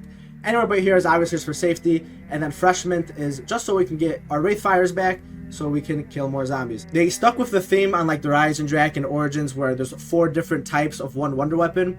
The best one for the high round strategy is definitely the electric one. That one is super OP. And all you have to really do is just shoot one of those electric zombies and pick up their little mist things, and then you can go ahead and put that electric modifier on the Kraken. But that does not stand anything with the Helion Salvo. The Helion Salvo destroys everything. So once you got those 2 weapons, you can just go on, head down to the camping strat, and just get probably the easiest round 100. And I mean, the strategy is literally right here what you're watching. Stand in the corner. You got Stone Cold Stronghold in the modifier, so we're getting some armor back. Spamming our Viper and Dragon as much as we possibly can. Use the Helion Salvo. You see right there, I'm using it. Oh, we get a Specialist drop. That's another thing that's new, because obviously we have Specialists, so now we get Specialist drops. This game was just unbelievably easy. So you just stand in this corner, use your Helion Salvo, use your Kraken, and I mean, easiest round 100. So right here, we're about to run up Helion Salvo ammo, and once we run out of that ammo, we just pull out the Kraken and just start shooting like this. And as soon as we get our Specialist, we pull that out and kill everything. Now, I will say this. The best thing to kill the bosses with is the Specialist. Also, you see right there, I have fire sales. That's another thing as well. If you want to be smoother, just restart for your Helion Salvo out of the first box. The problem with Black Ops 4 though is that not only is there obviously no first box patches, but there's also like 50-60 guns in the box, because every single time they added a DLC weapon to Black Ops 4, they ended up adding it to zombies. So there's just a bunch of random ass weapons in the box. So it is very hard to get these wonder weapons out because you have so many options to get. So right here, I'm going to run out of ammo actually in my Kraken. So we're going to throw a Homunculus. Obviously, the Homunculus does replace your Wraithfires, which is kind of annoying. But once we do end up throwing this, we're going to try and get a max ammo out of this. Now, if we're not able to, there actually is a way to get ammo back that I will show you that a lot of people do not know about. But right now, we're just trying to get drops. We did not get our 4 drops yet, and there is a possible max ammo. We end up having to leave the camping spots, and what we have to do to actually get ammo is really simple. So you have to have one of those electric things on you. So even though you have the electric modifier, it does not mean you can't just get another one. So all you have to do, grab one of those electric things from the electric zombies and go back to the distilling thing or whatever, and go ahead and buy it again. You just start there and buy ammo. Theoretically, you can just have infinite ammo. So I know Cold War actually introduced the fact of just being able to buy ammo, but BO4 kind of nonchalantly had that on a lot of maps. Like Dead of the Night especially.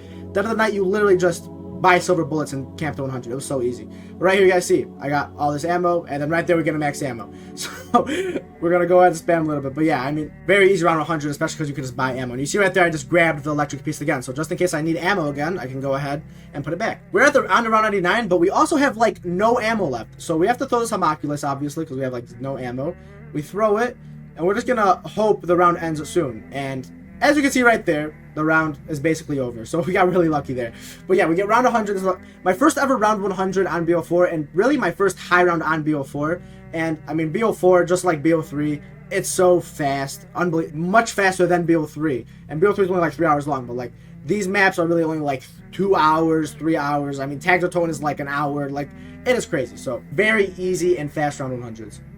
So now we're on 9, and as you can probably notice, we have basically the same exact setup as Voyager of Despair, except we actually are using stock option instead of anywhere but here. Stock option is very nice to use, especially if you're spamming. That's the only elixir I really opted to switch out. I do like 9 a lot. Like, 9 is definitely one of my favorite BO4 maps out of all of them. The whole process with like getting Pack-a-Punch, killing all the 4 like gladiators, and then even that Easter egg, you put armor on like the skull and then throw a Wraithfire at him and get a free perk. It's a really cool thing. And I will say this, BO4 had some good Easter eggs. I really liked the Easter eggs on BO4, if I'm going to be honest. But of course, I'm more of a high round guy, and I really did not like the high rounds at all on BO4. They were chill and fast, but I mean, there was really no challenge to it at all. Some of them were enjoyable, don't get me wrong, but majority of them, there was really just nothing else to it. I mean, just way too easy, you know? For 9 specifically, we camp in this little 3 spawn at the beginning of the game. You can camp here to 100, and I believe the round 100 strat is in this place. But eventually, it gets a little bit too hard, so we are going to have to leave eventually. Now, as you can see, I have Mustangs and Sallys, so you are going to have to start with the Welling, because the only way you can have Mustangs and Sallys, or King and Country as it is called in this game, is by actually starting with the Welling in your loadout. Use this during insta-kills, and it is so unbelievably OP. Now, you can just imagine how this would be with a stock option. You can literally just spam constantly. And then sometimes Gladiators spawn, but the Mustangs and Sallys just destroy them. And right here you see, I'm just literally lasering it. And because I have Temporal Gift, I have a 1-minute insta-kill. And sometimes, with Temporal Gift, that'll literally last the whole entire round. So, it is very nice and very OP to have all this different stuff. Right there you see I have my Specialist. We go ahead and pull it out. When it comes to the odd boss rounds and the odd numbers, obviously we were saying Horizon Drac 7 to 13 is crazy. One of the most odd ones is 9. 9, it's 3 to 4 Gladiator rounds. So, you are going to have a lot of ammo basically constantly. It is crazy that I don't know why they would decide to do it every 3 to 4 rounds.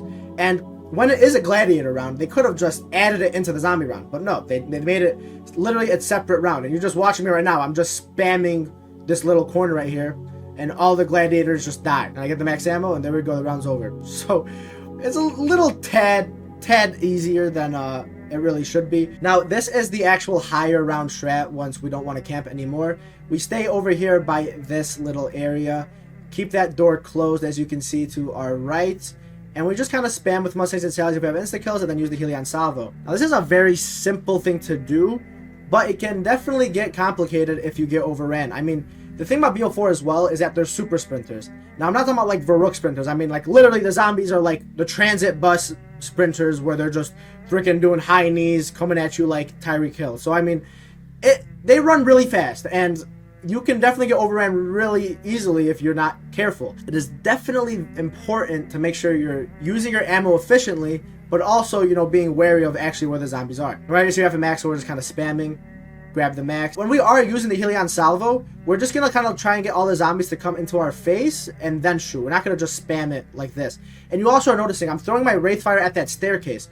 All those zombies are dying, so it's very key we do that as much as we can.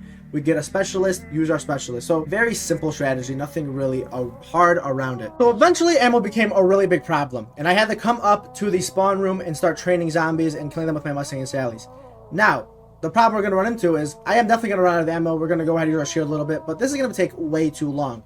So there is a strategy to get ammo back, just like kind of on 9, but this is actually in every single map. You can see one of my perks is Bandolier Bandit. Now, I don't actually have Bandolier Bandit. I have the perk called Secret Sauce. Once you buy Secret Sauce, it gives you one of any of the perks you do not have equipped. So, right here I have Bandolier Bandit, but that perk could have been Winter's Whale or like Victorious Tortoise. Any of the perks that I don't have on. Now, what happens is if I buy another perk out of that Secret Sauce right now, I'm going to lose Bandolier Bandit, and I'm going to lose all the ammo that comes with it. But if I keep buying Secret Sauce until I actually get Bandolier Bandit back, then I will get even more ammo back. Theoretically, I'm kind of doing a Bandolier Bandit trade out, and I just do that constantly until I get my ammo. Now, there's probably something more efficient to do, but honestly, I just wanted to get around 100. So right here, you guys are going to see, we're going to go ahead, buy Secret Sauce. We're going to get Bloodhound. And then we're just going to run around the map over kind of here like you see. We're up in Odin, and then we go ahead buy the perk again. And we just keep running in circles like that until we get Bandolier Bandit back. Now, I did have to end up doing that a couple of times. And you would think with the 3 to 4 Gladiator rounds, so we get a max ammo every 3 rounds, it would be pretty easy. But the problem is, the Helion Salvo does not have a ton of ammo. And the amount of zombies that spawn in are a substantial amount. But regardless, we did end up still getting the round 100. Thankfully, I mean, I do love 9. The high round strat on 9 is just such a mediocre strat, especially because every strat on BO4 is basically the same. So I definitely did enjoy learning 9. It is basically the same thing as every other map. Blood of the Dead is an alright map. I mean, it is very cool that they just remastered Mob of the Dead like this, and in hindsight, I loved playing this map when it first came out. Because I just love Mob of the Dead. Like I was saying, Mob of the Dead is my favorite map of all time. But Blood of the Dead just did not hit the same, like, at all. And I mean, it makes sense why it didn't, but like the magma gat is just nothing like the vitriolic withering. I'm sorry. I mean, and obviously we have like a whole nother part of the map. There was really no point in even getting the Hell's Redeemer. I mean, you're better off just keeping Wraithfires. I do like the idea with the shield where they make you charge the shield and start blasting everything to actually get everything charged. So instead of actually going into Afterlife like on Mob of the Dead, you have to blast stuff with your shield. That is actually a pretty cool idea, and I actually did like that. Another thing that was cool on just Black Ops 4 in general is that they split up the specialists. Now for Ether, the best one to use was of course the Overkill, the Death Machine. I mean, really, this one was not, there was nothing even close to the Overkill. Takio's like Katana was really good for like Easter eggs or like running around the map really fast, because obviously you go invisible and makes you faster. Like that was cool. But the Death Machine was just the best thing to kill zombies with. I mean, really, there was no comparison. This gun was just super OP. Now, similarly to literally every other BO4 map, you end up getting the Wonder Weapon on whatever map you're on. So I got the Magma Gat, and then you also get the Helion Salvo. And if you look at my perks, you'll notice my perks are the exact same as the other game as well. And my elixirs were the exact same as the Voyage of Despair game. So, I mean, you're going to be seeing the same loadouts basically constantly over and over and over again. And now this is our high round strat. You just kind of camp in this little space right here, shoot your Magma Gat, and also shoot your Helion Salvo. And whenever you have the Overkill, you do this little 3 window you see I'm doing. Boom, boom, boom, boom. So very easy and simple strategy. I mean, there's really nothing else to this. Obviously, they do have the Golden Spork, and they do have all those cool stuff from Mob of the Dead and Blood of the Dead. But there's no point in really using any of that, because all the Wonder Weapons are significantly OP, and there's no need to be using Hell's Redeemer or anything. The difference between Blood of the Dead and Mob of the Dead is that Mob of the Dead did not have any guns that killed in the high rounds. So you basically needed the Hell's Redeemer to actually kill a significant amount of zombies. On Black Ops 4, everything kills at high rounds. You're using the Helion Salvo, you're using the Magma Gat, you got the Overkill, you got Wraithfires, you have all these different things. I mean, there really is no reason to even get the Golden Spork or even to get the Hell's Redeemer. Brutus dies basically instantly with the Magma Gat, so I will say that. The Magma Gat destroys him. You just put him up in the air, shoot Magma Gat, shot down, and he just burns. So, very easy. Right here we're on round 95, and I mean, the strat does not change at all. If we're gonna get cornered or if we're about to die or something, we can go ahead and pop it anywhere but here. Unlike 9 and unlike Voyage of Despair, ammo is really not a problem on this map. We of course do have dogs, but dogs are every 5 to 6 rounds, not 4 to 5 like on BO3. But regardless of that, we still have the Magma Gat that kills a lot of zombies, and the Magma Gat does have a good amount of ammo in it. And we also have the Helion Salvo, we have the Wraithfires, all these stuff. I mean, there really is a lot of stuff to get. Of course, we do have drops that of course drop as well. Right here you see we're at the end of round 99. Basically still a full Helion Salvo, and the round is about to end. So this was a very easy round 100. I guess I did die a couple times if I remember correctly, but I mean, other than that, I mean, very easy. Just kind of had to know what you're doing. This is only like a 2 hour, 3 hour something game, so very fast as well. So there you go. Classified is probably my favorite map on Black Ops 4. I don't really know what it is exactly about it, but to me, it just seems like the most authentic COD Zombies experience out of all of the maps. Because majority of the maps on Black Ops 4 are just like a remastered or reimagined. But Classified is really the only map, basically the same exact layout as 5. The only difference is really the Pack-a-Punch location, but other than that, the map is basically the same. Now obviously the Winter's Howl on Black Ops 4 is way better than it is on Classified, than it is on 5. Getting set up on this map is basically the exact same as every other map in Black Ops 4. We're just gonna go ahead, get our Helion Salvo, get our Winter's Howl. There's also a lot of cool like random little Easter eggs on 5, like the Nova Crawler one where you keep knocking at the door and then a bunch of Nova Crawlers just start spawning in. That one was always really cool. I remember I accidentally interacted with it when the map first came out and I had no idea what it was.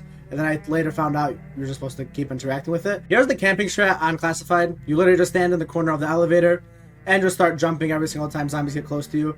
Now this is really simple. Obviously you have the Winter's Howl as well, but the Winter's Howl is not a one-shot at this point anymore. So really all you do is just keep using the Overkill and also keep using Helion Salvo. You obviously have dogs that spawn every 5 to 6 rounds, so that is very helpful as well. So you should be really good on ammo. That's why you need Bandolier Bandit as well. Another cool thing is when you have Wraithfires, you throw the Wraithfire and then shoot a Winter's Howl shot. This basically makes it insta-kill.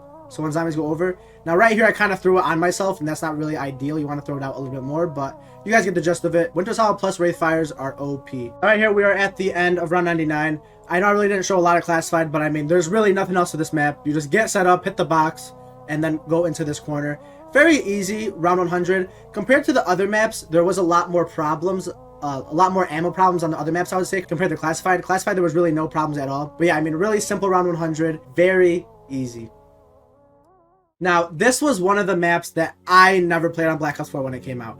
Dead of the Night, I don't know what it was about it. It just seemed so unbelievably complicated to get set up. I remember trying to learn how to get set up, watching tutorials and everything, but I just always used to keep dying over and over again, and I just honestly gave up. I was just like, I'm not doing this over and over again. So I just kind of just didn't want to play Dead of the Night anymore. I mean, really, it is a very complicated setup, but to be honest, it's not much different. If you're going to say Dead of the Night is complicated, then you might as well just say things like Origins or Shadows of Evil are complicated as well. But I mean, yeah, I tried getting set up on Dead of the Night and constantly watching videos. I could not do it. And to be fair, it is kind of over the top on getting Pack-a-Punch and getting your Wonder Weapon compared to like other maps where all you do is have to build a couple pieces. Obviously, in 9, you have to kill 4 gladiators. Like, stuff like that is way more simple than just going around the map, looking into a bunch of like vases and like it was super odd, and you had to memorize a bunch of. It was just too much stuff for me, honestly. Now, I wasn't necessarily worried about Dead of the Night just because I knew how easy the strategy was. I was just more so annoyed that I was gonna have to learn exactly how to play this map because I literally had no idea how to play this map correctly. But I knew, because obviously silver bullets are a thing. I had to learn how to build silver bullets, and then I just knew I could constantly buy ammo over and over and over again. So here's where I decided to camp for Dead of the Night. We are using the Helion Salvo and Mustangs and Sallies. Mustangs and Sallies is for the same exact reason as before. You're using it for insta-kills. Now you literally just stand in this little corner of the room, throw Wraith Fires over there, and just shoot the Helion Salvo. Now if we ever run out of ammo, all we do is go run down, buy silver bullets, and come back up. So it really does not get harder than this. If anyone was interested how I go and buy ammo, literally all I did was wait until I got like 2 mags left in my gun, and I would pull out my Viper and Dragon and start running over here, go by the staircase, run down the stairs, maybe shoot another shot or 2 at them, run down the stairs, buy ammo, very easy, come over here, keep running, run up the stairs, and then we go back to the camping spot. It really does not get easier than this. I mean, you can literally do this until you die. And this was also a very fast round 100. I think this was about like 2 hours. This was like a 2 hour something round 100 for someone that really didn't even play the game at all. So, I mean, this is a very fast round 100 as well. Right there, you guys are going to see we get round 100. And yeah, I mean, really nothing else to say about this map. This map is just super easy. You just got to put some time to actually learn the map. Now, here we are on by far the longest BO4 map to round 100. Because there really is no actual wonder weapon to kill zombies on this map, since all of them die off really fast and are not efficient.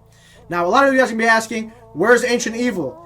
I'm going to be honest, I didn't do Ancient Evil. I don't know why I really didn't do it. I think mainly because I was so close to the end, I really just did not want to do any more maps. So I was just like, yeah, I'm not learning Ancient Evil.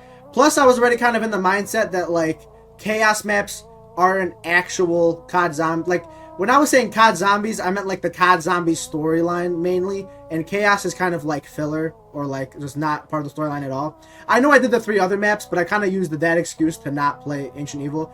So I know this is theoretically not every single round 100, but honestly, I don't really care. So we're here on Alpha Omega. This map is really simple to actually get 100. You do camp you camp like on a staircase, and you just kind of shoot the trebuchet. The only problem with it is how long it takes, because the place you are playing in the fastest spot is not fast at all. It's still a slow place. For the actual setup, it was a very... I like Alpha Omega a lot. I know a lot of people don't really like it that much, but I'm being honest, I really like Alpha Omega. The whole thing with using like the computer and putting codes in, being able to get like free perks, getting discounts, free points, that stuff is so cool to me. I also really enjoyed doing the Easter egg. The Easter egg was so much fun. When it first came out, I was grinding, trying to do the Easter egg as much as I can with my friends. Like, I really did enjoy the map a lot. I definitely enjoyed this map a lot when it came out.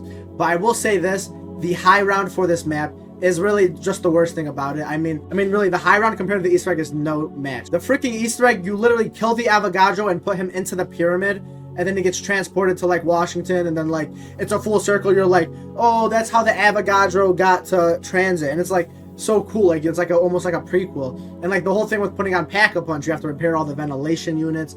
I don't know, like doing all these like small tasks. The little Easter egg where you can spawn on round 200, even that is pretty sick. Like there's a lot of cool things about this map that I definitely really enjoyed. Now the actual high round strat is really freaking easy. It just takes forever, like I've been saying. You have to wait for the zombies to climb up here, and then you shoot a Helion Salvo shot. Now if you run out of Helion Salvo, then you have to start using the Trebuchet. So you can use ballistic knives. Ballistic knives here with Ethereal Razor, it works. But the problem is, that's actually banned. And I didn't want to do anything that was not allowed for like a world record run. So I kind of was just like, okay, whatever. Like, I'll just do this. So instead of the ballistic knives, you just use the Trebuchet. As you see, I am just kind of keep spamming zombies. Whenever you have overkill, you take that out. And you just constantly do this until round 100. You have dog rounds every 5 to 6 rounds, which even shows you how slow this is. I mean, if we just look, my VOD for the whole entire game was 7 hours and 12 minutes. So it is a very slow round 100 in Black Ops 4 terms. Now it's funny, if you just go to earlier in the video when I was playing Black Ops 1 or Black Ops 2, that was like a normal game where it takes like 6 to 7 hours. But now we're at that point in zombies where to get around 100, it should be only taking like 3 or even like 2 hours. Right here, we're at the end of the game. Right there, you see we get round 100.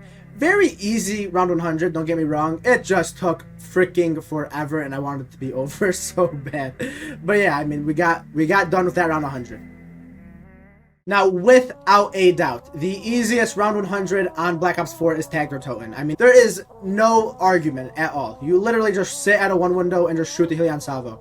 Now, this is also a map that I actually had zero experience on at all. When Tag came out on Xbox, I wasn't really playing it as much for some reason. I kind of just watched people play it. Kind of played it a little bit, but I just wasn't interested. I kind of had to relearn everything, you know, zip line, what guns I had to use, what perks. You can see right here, I'm using Mule Kick, which is very odd compared to usually using Stone Cold Stronghold. I do like Tag or Toten with the challenges and like the little like scarecrow thing that gives you challenges. That is cool. I like that thing where you like throw the snowballs at the SOS symbol, or you have to go take the P jars to like pay whatever that guy's name, Pedro. It is cool. And also, I mean, obviously the whole ending with the storyline, it is pretty sick how they kind of like fully recapped it and put it into like a whole thing. Yeah, I mean, Tag or Toten was definitely a cool map to look back on. I don't really know if I would play it as much. I mean, it is a very OP map, so maybe it would be something I enjoyed. And also, you notice right here, I'm actually using Ragnaroks. Now, this is the only map we're going to really be using Ragnaroks and not Overkill.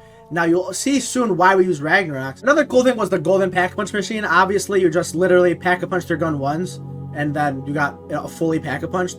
So that was a nice little cool addition they had as well. Obviously, you had to like activate it and put the whole thing battery in, but you know, a lot of like little small things that just make your experience much more enjoyable. It was definitely, you're definitely able to tell that they didn't really care about making this map as challenging or even challenging at all. They just kind of gave you a bunch of stuff for free. There's obviously the Thunder Gun, the Tundra Gun, Helion Salvo. The Wonderwolf is also back in this map, but the Wonderwolf sucks. I'm sorry, it's like a sniper. Like, there's no point in using it. But I mean, yeah, I mean, the main guns we're using is the Helion Salvo and the Thunder Gun. Now, when it comes to high rounding the map itself, we're going to be using the Helion Salvo. Now, there is a problem that people actually don't know. There is those flame zombies. Those flame zombies are very freaking annoying. They can, like, disorient you and actually even kill you if you're not paying attention. But, of course, we're at a one window. And right here, you see, I have a Wraithfire on insta-kill, and it's just killing every single zombie that spawns. And the thing with BO4 compared to other games, the zombies spawn in at a substantially faster rate than on Black Ops 3. I believe it takes like 5.5 seconds on BO3 for 24 zombies to spawn in. On Black Ops 4, it's like 3 seconds. It might even be faster than that. So zombies spawn in so freaking fast. And right here you see this is why we use Ragnaroks. We literally just put the rags down and zombies come out of the barrier and just die. Once rags finish, we start using Helion Salvo. And if we run out of Helion Salvo ammo, we just use the Trebuchet. And the Trebuchet wall buy is on the other side of the map. And not only that, there is 5 to 6 dog rounds. So if we just need more ammo, we just get a dog round. So I mean, there is so many things to our disposal on this map. Really no reason to die. Make sure not too many fire zombies come out and kill you. Now really, there is nothing else to Tag or Toten. And as you guys can probably tell, Black Ops 4 is literally just the camping Helion Salvo, spamming your specialist weapon simulator. Now, compared to basically every other game, you can definitely tell that this game is significantly easier than most. Obviously, Black Ops 3 has the gobble gum, so obviously it makes it a little bit easier, but Black Ops 4, man, it's just so many things you can use to kill zombies. And on top of that, the zombies' health gets capped, so obviously it's gonna be a little bit easier to high round when the zombies' health stops going up. But yeah, right there, guys, see we get around 100. that is the final map on Black Ops 4, and we just have one more game to go. Now, anyone who watches me know I am definitely not the biggest fan of Cold War. Honestly, my main problem was basically just how unbelievably easy this game was. I mean, really, if you thought Black Ops 4 was easy, Cold War literally might be like 30 times easier. Not only do you have basically infinite ammo that you can just keep buying over and over again to get you to the high rounds, the zombies' health caps, just like on BO4, there is like multiple ways to revive yourself that you really didn't see in other games. Really, the only ways you can save yourself in zombies without actually downing would be like maybe an in plain sight on Black Ops 3. On Black Ops 4 there was Dying Wish, and then also there was, just quick revive, dying and then getting revived with quick revive. On Cold War, that took it to a whole nother level. Not only did you have quick revive that would automatically revive you if you just killed a zombie and it would still keep all of your perks, Juggernaut had the same effect as Dying Wish, where as soon as you took that last hit to die, you didn't die, it's just all of your health would go down to 1. And there was also even Tombstone, which was also on transit, but not solo. This was a co-op perk, but this was also in transit. And Tombstone basically just makes it so when you down and die, you just spawn in the next round and are able to grab your Tombstone and get all of your perks back. So there was 3 perks that allowed you to basically revive yourself and get everything back. There was already self-revives, so take out all the perks, you can just craft a self-revive at the crafting table, and that by itself will revive you. There was also helicopters and choppers that you can also buy from the crafting table. So say you were about to die and you got cornered, just pull out a chopper gunner and you would get saved. To be fair, the zombies on Cold War were pretty cracked out. Like if you're just going to take out everything that was added to the game. The whole armor system is kind of stupid in my opinion. I kind of just like the simple like get hit 5 times and die, but with the whole armor thing, it allows you to take a lot more hits than usual. But then when you get into the higher rounds like the 50s and the 60s, the zombies basically like 3-shot you if you don't have armor, and they hit you fast. Like they're basically BO3 zombies but on crack. They run at you like transit bus sprinters and they hit you super fast.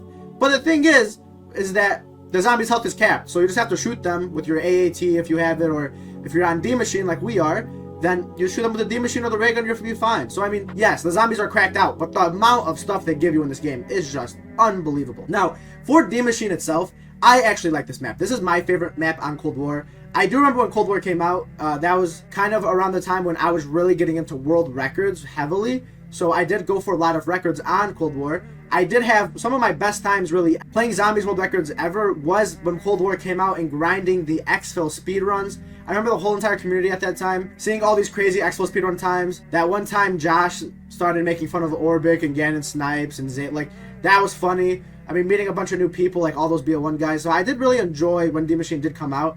And D Machine is a fun map. Like I'm not gonna deny that Cold War isn't a fun game, because if you are a casual, I will definitely understand why you would love Cold War. I mean, really, the whole entire system is just super easy. There's no challenge to it. But that's the problem for me, is that there's literally no challenge at all when it comes to Cold War. I would much rather have a game that was more challenging and actually more rewarding to go for high rounds on.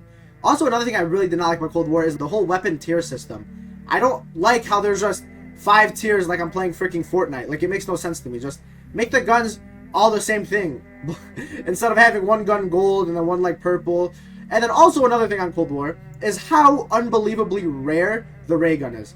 I mean, really, like, when this game first came out, I remember I would be on, like, round 30, 35, still hitting for the ray gun. Obviously, a D machine is craftable, so you don't have to worry about making that, but, man, trying to hit the box with a ray gun was probably one of the most aggravating experiences I've ever had on this game. Now, obviously, the other thing added to Cold War was the specialists. So now, we'll see that BO4 had the specialist like weapons, you had the Viper and Dragons and whatever. Cold War, we actually have these like field upgrades, basically make your game super OP just on top of everything else. So now there's 5 different ones, and depending on what you do, you might use some of the other ones. When it comes to high rounds, there is literally only one field upgrade you're going to use, and it's called Ring of Fire. Basically what this does is it makes your gun substantially just better. Like everything you do is the zombies die way faster. You're able to just mow through everything compared to just not having Ring of Fire activated. Now obviously the way you regenerate these field upgrades is just by simply killing zombies or just waiting time. Field upgrades are a cool idea, and just like I was saying before, if you're a casual, I would definitely understand why you would love this. I mean, it makes the game super easy and super enjoyable. I mean, I literally got round 100 with my 3 IRL friends that know nothing about zombies just because we were bored, and it took me like 4 hours.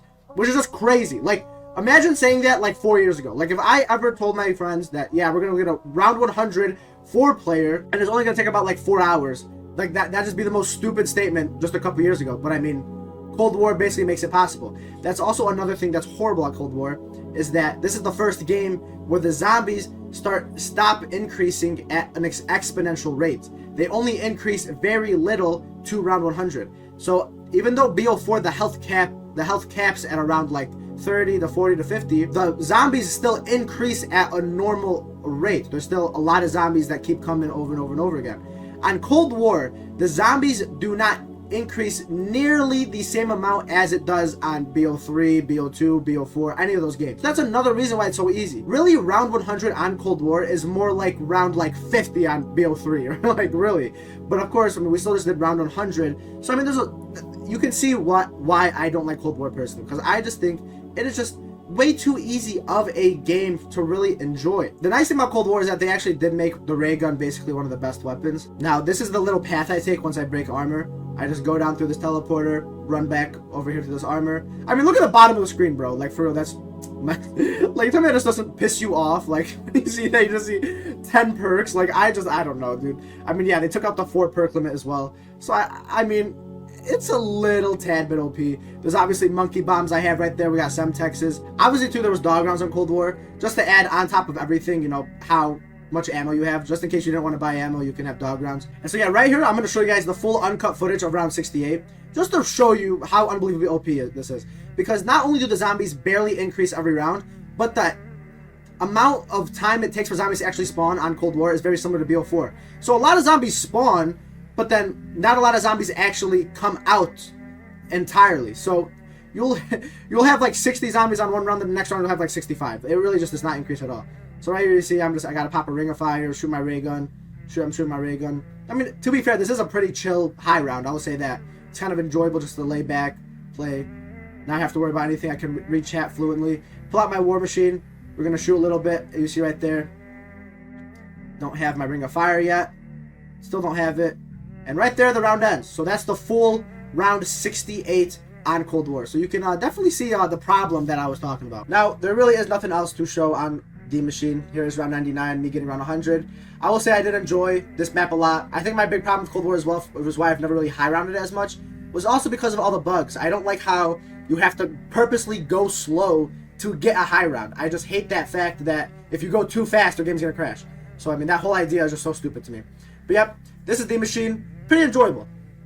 Now here we are on Firebase Z. This map is a tad more odd than your typical Cold War map. Now, the best way to get the Wonder Weapon is probably by doing trials and not hitting the box, but obviously you can build it if you want. You can do trials, you can hit the box. There's many ways to get the Wonder Weapon.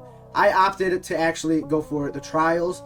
Now, the trials was a cool idea that was not just only added to Cold War, but it was also in BO4. So it is kind of like a nice little thing, you know, kind of go for. But, I mean, Firebase Z had really the same problem as D-Machine. The Wonder Weapon was definitely harder to use on Firebase Z than it was on D-Machine, just because you actually had to, like, press your keyboard a couple of times to pull out the thing and, you know, whatever, instead of just shooting your ray gun. I will say, too, like, the Ray K is a very interesting and unique weapon. I definitely like the idea that they were going for. I kind of hate the weapon itself, if I'm going to be honest. I think it's a really trash weapon, but obviously it's Cold War and really no weapon is trash, so maybe it isn't trash, but I don't know. I didn't really like using it. I enjoyed using a lot of the other Wonder Weapons compared to this one. This is the main strat we're going to be chilling at, this little like 9 window, I don't know. You just kind of camp here, shoot the little blast thing, then shoot it, and then it explodes.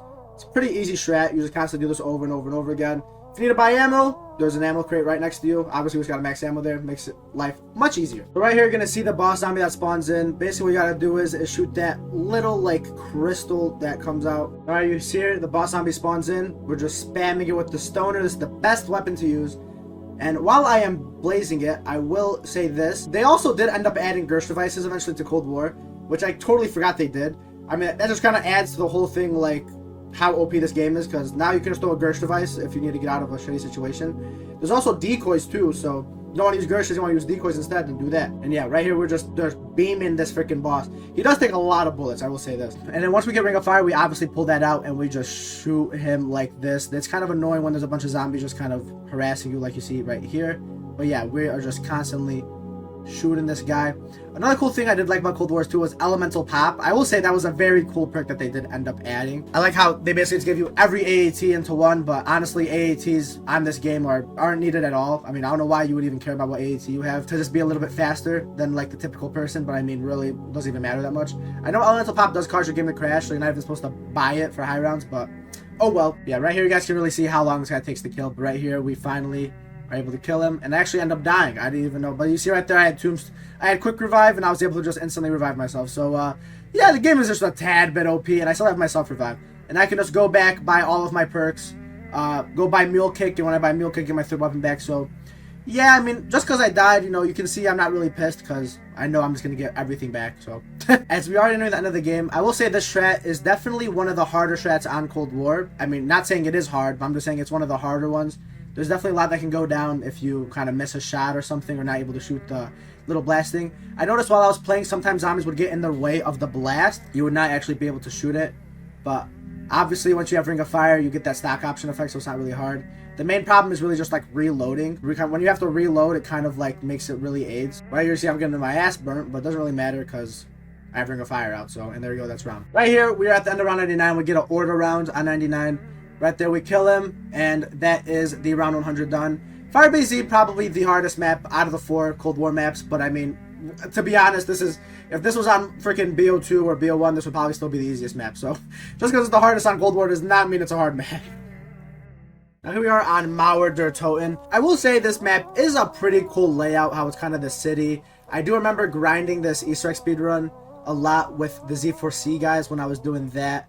So I did have to end up speedrunning this a little bit. Yeah, Mauer der Toten is basically the same thing as every other map. I mean, yes, you do have that Kraus guy, but he doesn't really do anything for high rounds. You have like the Cerberus wonder weapon. Pretty cool. I mean, it's like double shoots zombies, and you have different like modifiers they can put on it, but obviously the best one is the just normal modifier. You also have these like Tormentor rounds, and I know there's like a cool bug where you can get a free Tormentor round if you enter the wall thingy. So yeah, I mean, Mauer der Toten was a pretty cool map. I know a lot of people like this map a lot, and I will say this is a pretty simple map. Now, the actual high round strat for Mauer der Toten is actually not just like a walk in the park as I assumed. You actually have to use a lot more utilities, and actually have to, you know, focus a lot more. You know, zombies can just kill you if you're not really knowing what you're doing.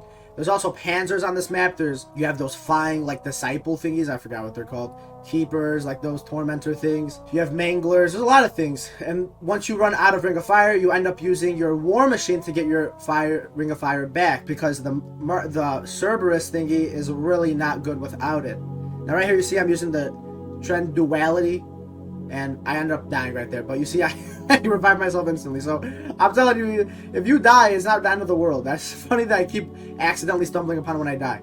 But yeah, that just shows you. Also, I am really tired. I ended up doing a 7-hour and 55-minute stream because I was going to try and do all the Cold War maps in one stream. I miserably failed because I realized how tired I got at the end of Mauer der Toten. I mean, I'm on round 56 right now, and I look like I want to kill myself, if you can see. So, yeah, I ended up doing Forsaken, get a whole another stream. But yeah, right here you see we just buy all of our perks back, and it's basically like nothing even happened. So, I mean, yeah, I mean, you can see what I'm saying about Cold War and just how unbelievably easy it is. Yeah, typically what you do is you literally just go outside of the circle, do a little half horde, shoot your War Machine, and then pop that Ring of Fire. And then once you run out of War Machine ammo, and right here you see I'm literally about to die because of these Tormentors. I'll say the Tormentors are probably the most annoying thing on this map. I will definitely say that. Literally all you do is just go up to the crafting table, buy your War Machine, and boom! Just kill zombies. So, yeah, very simple and easy strat. Now, because it's Cold War and the rounds are so short, you typically only have to use like one War Machine per round, so not a lot to worry about in that regard. Right here, you see we're on round 99. We end up getting like a Tormentor round as our last round, which is pretty cool. The goal for right here was for me to actually do all the Cold War maps in one stream, but I failed miserably. Like, I was so unbelievably tired. You can see how it got to the point where my eyes were like watering and my nose was getting like stuffy, literally like I was almost sick, but I wasn't. So yeah, I mean, it got really bad. I was just like, I need to stop. So that's what I'm doing. But yeah, right here you see this round is about to end. Mauer der Toten was pretty cool. I will say it was definitely more challenging than I thought. Obviously, all these maps, if I didn't say already, I did these all on my first try. I didn't know if I needed to say that. There was no preparation or experience needed like what I needed to do for like BO1 or BO2. Cold War, I basically knew nothing about Firebase Z high rounds and nothing about Mauer der Toten or Forsaken. But I knew all I had to do was just simply load up a game, maybe watch the high round strat, and get around 100 instantly. Now, apart from actually doing an Easter egg speedrun on Z4C on Forsaken, this is literally my first time doing basically anything on Forsaken.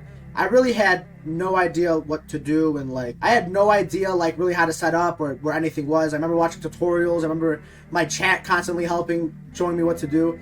So yeah, I mean, really had no knowledge about this map at all. The only thing I did know was the camping strategy, and the reason I knew the camping strategy was because Ganon Snipes was the one that found it, and I actually do remember when he found it. And it was kind of just funny that Ganon Snipes was the one that found it. You literally just camp in a corner and spam the grenade launcher. I mean, nothing can really kill you if you're just doing that. So Forsaken, kind of cool map. I'm gonna be honest with you guys though. I literally, this game you're watching right now is probably like my second, third game ever playing Forsaken, and this is also the last time I've played Forsaken. This game was about a year and two months ago, and I have not played it once since then. A lot. That goes for all the Cold War. I haven't played a Cold War map since in about like a year and 2 months. What I'm trying to say is basically I don't really know too much about Forsaken. I just kind of hopped on the map, got around 100, and got off. I just did the bare minimum to get around 100. I didn't really spend too much time on it. Now, here's the strat we are going to be doing. You literally just stand in a freaking corner and just spam this grenade launcher. And if you have to, you have a death machine to use when those abomination or like Margwas come. I will say this, abomination is just a funny word to use. Like, I don't know why, like, abomination just sounds like such a detrimental comment to call someone. So, like, you're an abomination. Like, I don't know, I just find that hilarious. So yeah, I mean, when the abominations come, you can definitely pull out that death machine and murder them. But yeah, I mean, the whole entire game, we're basically just camping in that corner. Right now, all I'm trying to do is get points to just buy every single perk all at once, if you couldn't tell. There was also a glitch that I kind of ran into. One of the abominations like ran into the room, and I was trying to kill him, and then he kind of cornered me, so I threw a Gersh. And as I was throwing the Gersh, he like pushed me outside of the wall, and I just hit a death barrier, and I died instantly. So I ended up not doing it first try. Also, as you're watching right now, this is just the most stupid ass thing. I'm just pull out the Ring of Fire, just start spamming the grenade launcher. I mean, literally. And obviously, too, you get your ammo back from zombies that drop. I forgot that is even a thing. You don't even have to actually go and physically buy ammo. When you kill zombies, they drop ammo for you. So, yeah, I mean, Cold War just, like, really is just the most craziest thought ever. Like, how was this game... How can everybody even say this game is somewhat challenging? Like, you really have to play, like, some sort of, like, no armor challenge or, like, maybe no support challenge to make it somewhat hard. But even, like, first rooms, like, what does first room even do, bro? You can still do everything. I remember Klitcher got 255 in the first room, like, in the first, like, week. I remember when that happened, and everybody was going crazy, and they were like, how's this guy 255 in the first room? But we were like, then we realized, you know, this is Cold War. There's really no challenge to it. But yeah, right here, guys, we are on round 99. I mean, there really is nothing else to this high round. You just sit in this corner, spam your grenade launcher. If you need to throw Gershes, you got Gershes. If you need to use a death machine for the abominations, you got that as well. So, I mean, you just really spam this. Once you get that Ring of Fire, go ahead, start going crazy with it. So, I mean, when it came to the Cold War maps, like I've been saying, there's really no challenge to it at all. I mean, if I will say my most enjoyable one was probably D Machine, then Forsaken, then probably Firebase Z, then Mauer. Mauer and Firebase Z were definitely the two worst ones for me. I don't know. I just did not enjoy playing those maps. But right here, you guys see we are at the end of the round. We're just trying to finish this. I'm just spamming my freaking grenade launcher waiting for this round to end. This is literally the final round of the whole entire challenge. This like 40 round challenge, getting round 100 on every single Treyarch Zombies map. And right there, we kill the last zombie. Oh, there we go. We get round 100 on Forsaken. That is round 100 on every single Treyarch Zombies map, starting from Nacht der Untoten and ending in Forsaken. Now, if it wasn't obvious, I obviously didn't do remasters. The reason I decided not to do remasters, I was actually going to do it, but then I realized I had to play Nacht BO1, and as soon as I realized that, I was like, yeah, no remasters. We're not doing remasters. I am not playing that map. I did, however, do round 100 on every Zombie Chronicles map, so if you guys do want to go check that video out, I'll make sure to show you guys that as well. If you haven't been able to tell, this video is going to be super freaking long, and it's going to take a long time to edit. Now, if you guys did enjoy this video, I would really appreciate it if you guys can like, comment, share, and obviously subscribe if you are new. This is probably going to be one of my longest videos ever, and it is definitely going to be a video that I have put the most time into making. I mean, I literally started Nocturne Totem in January, and I finished Forsaken in August. So that by itself just shows you how much time I put into this. So just show some support. I would really appreciate it. But other than that, guys, I really hope you have a phenomenal day, and I hope you enjoyed watching.